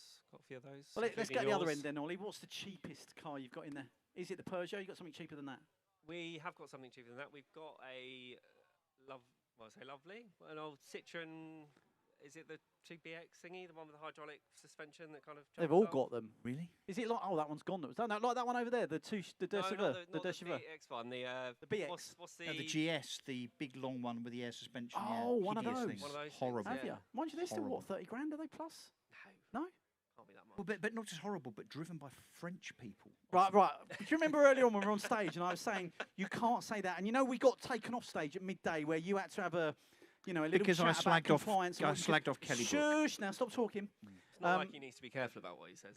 Well, no, not in his position. It's free speech, guys. Free You're speech. not on our stage next week, that's for sure. Well, Ollie, listen, I really appreciate you getting on stage and talking all about your business today. It's great to see you, as it always is. We see each other at a lot of events. Gutted you can't be with us at Porschenomics next week, but there'll be No, others. hang on. I think he just hasn't got the bravery to take his car on the track. That's what it is. I would love to. No, Well, he needs, yeah, but and he needs the turbos tuning, doesn't he? No. I think he's just chicken. It's too loud. Chicken. Too loud. Well, I was just saying that my dad's got a race car that he's quite tempted to take, but it's not a Porsche. let me so tell you, if it'll we be can get a allowed on. Carrera What is Cup, it? Not your single-seater? No, we've got the open top little sports car, 1600 twin cam job. Could be fun. Yeah. Could be fun. Hang We've on, got a mate that might he's bring his. keen for that. He might bring his It's- McLaren 720S. It's eligible for Goodwood Revival, so it'll be like having a little taste of. Well, just as well, because it'd probably break down there and have to keep it there in anticipation of revival a few weeks later. and can you stop making rules up as you go along? On our website, it says Porsches only, and now you're going, yeah, you can come along. Anyway, Ollie, listen, I hope you have a great show. Thank you so much for joining us on stage, and Cheers, guys. good luck with it all. We'll see you again probably at an event coming soon. Thank you very much. Thank you, Ollie. Thank you very much. Thanks a lot. Thank you. What a mate. Thank you. So we've got lots more coming up. I'm going to call over. In fact, they're busy over there at the second, so I don't want to stop them selling. Going to get Trevor up on stage. Trevor from the Porsche Drive. Yeah, come on, over, Trevor. So just look at that. He's got his own fan club. Just while Trevor's talking, we have talked about Porschenomics several times now. I'm pretty sure if you head back to your car, you'll see a leaflet on the windscreen. So just in case you missed this in translation somewhere, Porschenomics is a website where we talk all about events, we talk about news, you can list your car on there. And Porschenomics stemmed from Russ basically putting together a YouTube channel on what was the best Porsches to buy and sell. And we're now up to 30,000 subscribers. One of our recent YouTube videos got 220,000 views. But next week is our Porsche Festival. And it's at Goodwood, it's on the 4th of July. And as well as seeing some of the magnificent cars that you're going to go and see here today, we've also got the action on the track as well. So if you want, you can drive your own Porsche on the track. You can take it around either on a single 15-minute session or a double 15-minute session, or if you want, you can book 5 or 6 sessions over the day. So tickets are still available for the track. I think there's a handful are left. We've got some VIP tickets as well, which gives you access to our VIP lounge where you get breakfast on arrival. There's our leaflets flying all over the place. Breakfast on arrival. It's one way of you also distributing get them. lunch. You also get access to the private lawn, the patio terrace. I think there was 5 tickets left for VIP as of 10 o'clock this morning. Not sure if they're still there, but they are still available. And general entrance tickets, they're only 35 quid. But come on down, Goodwood, it's a wonderful location. You're going to see some spectacular cars. And if you're not taking your car on track, Robbie, you've not bought a track ticket yet. You keep promising. I know you will. I know you will. I've even given you a discount code. Can't say fairer than that. So, look. Hang on, Robbie. Before you go, you're coming up here. Yeah. Come on. Just 5 minutes. Yeah, let's get him on. So, anyway, look. While I've spoken about go to Porschenomics.com, buy a ticket today. So, while we're talking about Porsches, so this is Trevor Brandon. Trevor Brandon runs the Porsche Drive Group, which is a very, very lovely independent Porsche community group. So, Trevor, let's come to you first. I didn't know we were doing a duo, but let's come to you We're doing a double. first. These are hot, aren't they? We'll do a double. So, like the Trev, talent. what is the Porsche Drive Group? We are a really friendly, predominantly Essex-based Porsche group that we meet up for events, breakfasts, and we're just good to get together. And we're heavily involved with Porschenomics next Saturday. You are heavily involved in Porschenomics. You're one of our sponsors for the event next week. So talk to us about how this group started, because I met you a couple of years ago. I bought a car from you. Yeah. So I bought a car from you a couple of years ago, and you went, oh, you should come out and join our group. And I'm like, oh, here we go.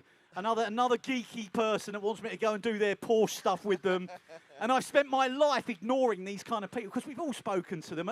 You know, a lot of people here are boring. They are. They really are. And I'm talking about like the guy on the person end. talking. I'm talking about the guy on the end. James, do me a favour. Interrupting our set. He's doing it on purpose. I tell you what. He's doing it on Ant and purpose. Deck don't get this, do they? Hang on, we're being trolled. We're being trolled by a Unbelievable. tractor.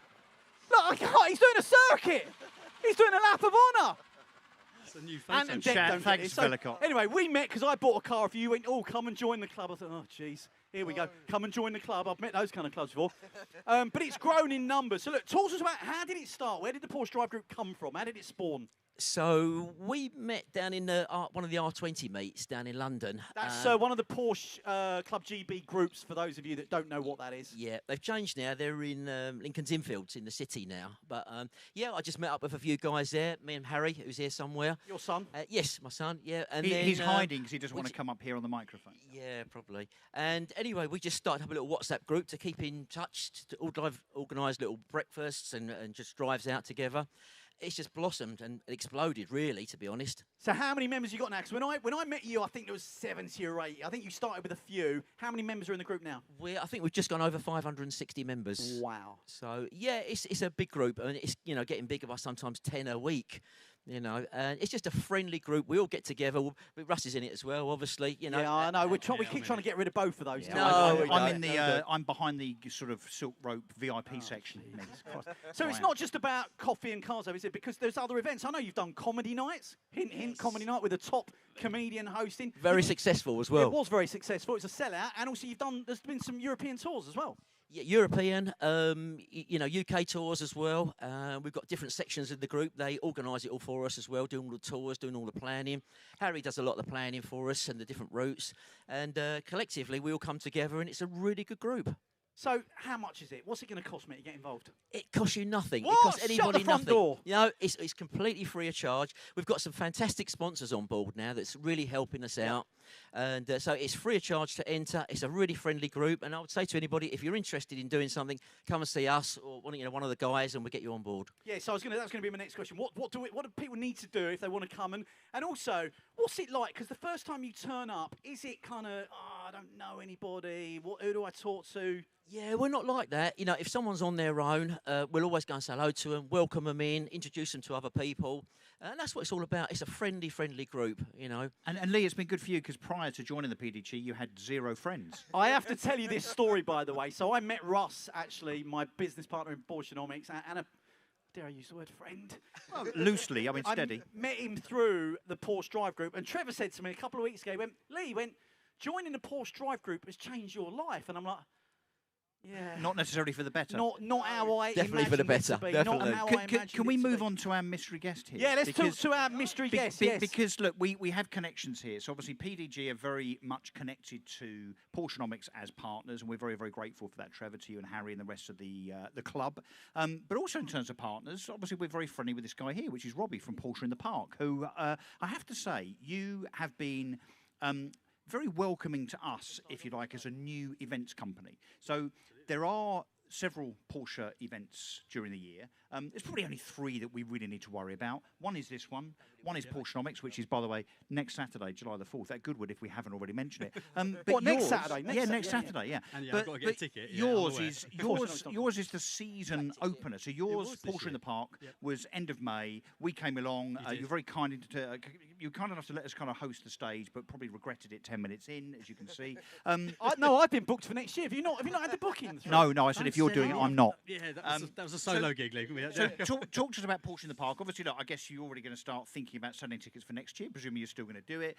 Talk to us about the setting, the house, where it started, how many people go. Where it started was quite well, basically the same time this started, if I'm honest. 5 years ago.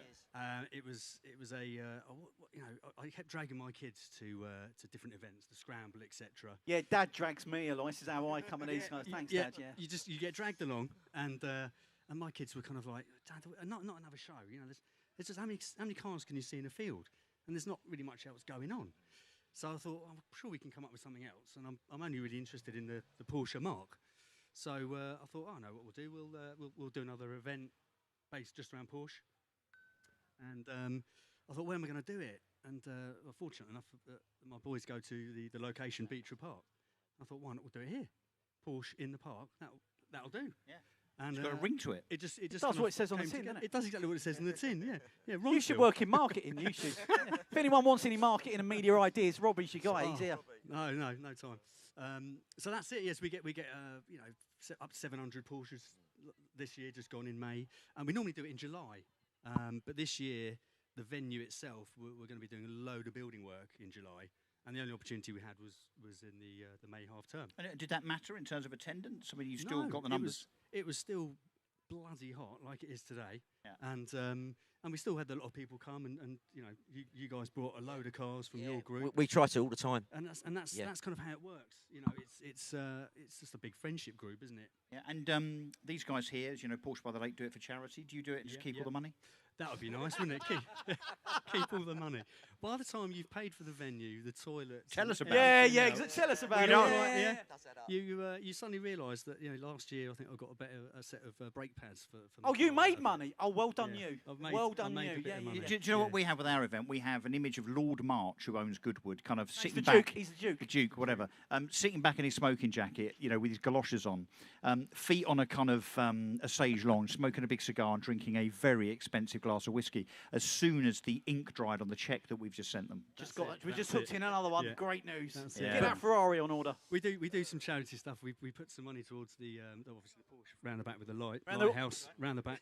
Yeah, the lighthouse. The lighthouse charity and the boats. And we also put some money towards to Kirk for this year with his MND. Good. His motor neurons thing. Are you coming shark diving? So have you heard about this? I'm dropping the cage down apparently. Yeah. We're all dropping a cage there, my friend, and he's not in it. He's on the outside. With no front on it. The door unlocked. I'm sure. So, it's been rigged. Yeah.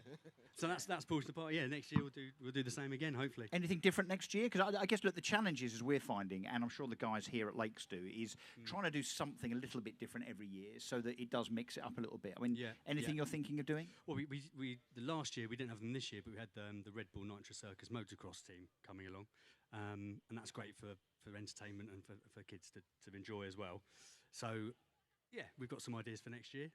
We'll keep those under. Well, I expect you'll probably steal some of ours when you come down. Next week. Maybe a track. Maybe I don't know, a Carrera Cup driver to do demo laps around Goodwood. That kind of thing. I'm not sure we haven't got a track up at Beechwood, so no. Trust me. You don't want a track. Trust me. I'm looking forward to it. Actually, I'm looking forward to coming along. Us too. Well, listen, gents, thank you so much for coming on stage. Trevor, you wanted to say something before you go, don't you? Yeah, I just want to say a massive thanks to all the... you're welcome. No, I haven't finished. I haven't finished. A massive thanks to all the marshals today. You've done a super job in all the heat, so brilliant, well done. And also to Guy, James and Andy for putting this on for us. It's all free of charge. It's all for charity. They do this every year, and it's an awesome event. So thank you for them. It's an awesome event. Thank you very much. Trevor and Robert, thanks very much. Thank you, guys. Thank you. Thank you, guys. So I'm hoping to get the guys from Built by Basil heading over to me quickly. They've got an amazing product, and I said, you have to come on stage to talk about it. Thank you, Trevor. I really appreciate that. Thank you. Cheers, Robbie. Thanks, mate. See you soon. Look at that. They've got some lollipops look. for us. Oh, look. Are they Look at cold? that. I love them. What are they called? Chopper. Are they cold lollies? Chopper things? What are they called? Chubs. It's lovely to see you two. Come on stage. Grab yourself a seat. Grab yourself a microphone. So you've bought some knobs? Yes, they to add have. to the two that are already on stage. Right, so before anyone says anything. I met No, you that's two four. randomly in the week, just for email communications, hoping to get you to do something at Porschenomics, and then I turned up this morning and you are here. So this is very unique, and I thought the best way of describing this, and again, we're on the big screen, so don't panic. There's only like 100 people in front of us. We're on the big screen over there There's as well. about 30,000 watching. Yeah, 30,000 on Great. our YouTube channel. So, what is Built by Basil? What is this you've got in front of you? Tell us all about it. So we make gear knobs and we can fit pretty much anything. It's pretty simple on the face of it, but So who's Basil? Oh, sorry, yeah. I'm Basil, Simon Basil. This is my darling wife, Monique Basil, right? Between the two of us, we run Built by Basil. So you make these by hand, these gear knobs, and presumably not just for Porsche, but for anything and everything? I think a lathe might be involved. I could be wrong. A lathe is involved. Yeah, so we make them all by hand. They're made in the town of Lymington, and we do all of the woodwork, all the metal work, and yeah, even when we have shafts, we do all of that as well. And these are, I mean, do you make them as just a standard thing, or do you do them bespoke to order, depending on people's own design? Yep, so we have a few options on our website, so you can customize all the way through to the colors, the shape, engraving and all of those things, and there are a few options that are just set on the website to just buy straight away. Can you do one that looks like Lee's head? We can't make them that big. Right. You're not the first person to have said that to me. What I would say is if you made them look like me, that would be a seller. They would sell hand over fist. Just to you? What, probably just to me. Egotist. So, are these for any car, or are they just for Porsches? No, they can fit a variety of cars. People just usually need to tell us the shape, the year, model, and fitment for their car, and then we have a few options. So it can be a threaded shaft or a straight shaft adapter, and for the Porsches, we have a few Porsche shafts as well. And these are particularly for, I mean, I've seen these on air-cooled cars, so you see these on, 3.2 Carreras and SCs, particularly Resta mods, modified cars. Yeah, so like that's where we started. We started with a lot of resto mods and a lot of the 917 kind of replica style. We have more and more people asking us if we could fit like the more modern cars, which is when we started going into the 964s, 993s. That took us a while to work out the engineering for it, but when we got it, we were really happy, and it kind of just progressed from there. And now we can fit everything. The only thing we can't fit is the 992.2 PDK. So, well, you mentioned PDK there. So these to me look like manual knobs, but you can do them. You can do the PDK knob. Yes. You just want to say that word over and over again, don't you? Knob. Because normally it's people talking about you in using that word. Outrageous. Back to you, Simon. So back. So yeah, we managed to work out the way the PDK works, and pretty much we've eliminated the button push on it. So the way it works is you just press down on the gear knob. Because of course that's a demo you've got there, isn't it? Yeah. Yeah, this is what we developed it on, and yeah, you just press down, and then you can then go through and select. Very good, very Super good. So smart. is everything bespoke, or like you say, you just go on the website and say, I want that, and I want that shape, that colour, or yeah? Yes, so we do have set options on the website that you can just buy looking as they are. You do get to customize the finish of them. And then we do have a form where you can get something very bespoke. So you can choose the color, the wood combinations, and if you have a special request, you can submit your drawings, and then we can look at what we can do. Can we get slightly into the technical detail here? Because I'm fascinated how you do this. So is it a bit like the Coke recipe in that you don't want to tell anybody exactly how you do it? But can you give us an idea? I mean, I'm imagining you have to kind of glue lots of bits of wood together, and then you cut it into a block, and then lathe it into a globe. Yeah, so pretty much anyone with a manufacturing background could probably quite confidently get our product and reverse engineer it if they wanted to. So I'm not trying to advertise that. Don't do that. Please don't take what I do as a living. This pays my bills. How do you do it? How do you make a knob? So we start with layers of hardwood, just ripped down to standardized strips like this one here. This is 6mm, 3mm, 6mm, 3mm. I was going to say that actually. Yeah, I said that looks like a 6x3 by 6x3 by 6x3. Yeah, so then we end up with our block. We glue in our inserts, which we get machined, and that has like a standardized thread size. So then that way it can then go on a lathe, be turned consistently, and then that way we have a standard thread which can then work with any of our adapters, and it's compatible across all of the Porsche models, all of the Porsche shafts, and also if you wanted to reduce it down to a different thread size or a straight shaft like on the 915 gearbox, it all works across all of that. Brilliant. So, how's the day been for you? Because you've just started getting into this kind of stuff recently. The shows recently. Hang on, wait, there's some people over on the stand stealing Oh, the yeah, gear watch them, watch them. Do not steal. We're watching you two over there. Don't be Right. stealing any of those. We're watching you. Leave the money Tell you on what, the, they leave look the like money law on the breakers. side, please. Russ, Just they look put like law put breakers. it back. Look, put look, it back. she's got her hands in her pockets. It's full of stuff from other stands. Leave the knobs alone. We're watching you. We're definitely watching you. How's the show been for you today? Have you had a lot of interest? Yes, it's been absolutely brilliant. We've been able to meet people who have been following us online for quite some Great. time, which is great, and they get to have a feel of the knobs. And Sorry, so I'm again, such a child. They have a what? A feel. of the knobs, yes. Okay. You're such a child as well. Yeah. And it's great for them to be able to see them in person, and that usually helps them to make a decision because sometimes it can be a bit difficult online. And we've also been able to speak to people who have never come across us before, so it's been amazing. And I love it. It's good. It's always good at a show to see something different. And I made a beeline for you guys as soon as I saw you this morning. 'Cause, I mean, we have been talking online, but listen, I love the product. So please you can come up and talk about it. And hopefully we might see you at Porschenomics next week. I know Fingers you've got some crossed. family commitments. I mean, seriously, you're not serious about this business, are you? I had no idea we'd be up here talking about knobs. Thank you very much indeed for Thank enlightening you guys. us. Yeah, and Thank enjoy the rest of you. the show. Thank you Amazing. so much. Thank you so much. You're Cheers, welcome. guys. Well done. Hopefully those people didn't steal too much. So, got one more person I want to get on stage. So, Darren, do you want to come up and have a chat with us? Thank you. Thank you so much, guys. Thank you. I see Darren's got security on his own stage after we saw those people over there singing Yeah, and yeah. stuff. There are steps around the front, but by all means, come around. Grab a mic, Darren. So, Darren Nash, what do you do, Darren? Why are you on the stage with us? Tell us about what you do. So Planet Leasing and Prestige Finance. We've been in the car leasing world for 20 years this year, predominantly leasing cars, vans and trucks to personal and business clients all over the country, really. And I've been involved in the kind of Porsche and supercar world for about 10 years now. Got involved with various clubs, including Porsche Drives Group, who are a very friendly bunch, as Trevor says. You And, didn't say that earlier. When I was talking to you privately, yeah. you didn't say that earlier. Oh, sorry, yeah, yeah. No, you didn't record that, what I said earlier, did you? No. No, they're lovely guys. But we're involved with a few clubs in Essex and a couple of national groups as well. So about 18 months ago, we also started to do the sports and supercar finance as well, because a lot of our clients that have cars and vans from us for their businesses and personal, they were also saying, oh, I'm going to get a Porsche, I'm going to get a Ferrari. And because I was already involved in that world, naturally, we thought we might as well do that as well. Of course. Yeah. So, Darren, what's the benefits of leasing a car rather than doing one on a PCP or a hire purchase agreement? The main benefit of leasing is that you don't own the vehicle, so you're not worrying about depreciation. So all you're doing is you're paying for the use of the vehicle. So it's a bit like a rental, but on a longer term.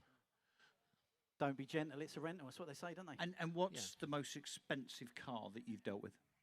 On the leasing side, the most expensive cars we tend to do are Porsche and Range Rover, because that's where the appetite is with the leasing company. 120,000, 130,000 pound is their limit in terms of where they feel comfortable. On the finance side, the most expensive car we've done is probably about 750,000. Wow, what was that? That was a Ferrari. Wow. He loves Ferraris, by the way. Listen, Yeah, I've seen I'm a some big Ferrari and McLaren fan. Yeah, you shouldn't be. I've seen terrible some cars. super cheap deals that you've been punting out this week. Let's talk about some of the Porsche deals, particularly with the McCanns that I've seen, I think, this week. What are the deals you got available at the moment? Because they look cheap to me. It looks like a great time to lease a McCann or a Porsche than it's ever been before. Porsche, obviously, in the last 10 years, were saved by the SUV, sadly to say. Obviously, the market with Porsche has really changed a lot. The 718 is effectively gone, as we know. They were talk of it being replaced by an EV, which may still happen. There's not going to be a 992 EV. They've already said that's going to happen. But EVs are here to stay for business and personal use. They make a lot of sense, especially if you've got a business, because the tax benefits are huge. And Porsche have caught on to that. And obviously the Macan EV, the Taycan was launched first of all, which was a very good car, but a bit expensive.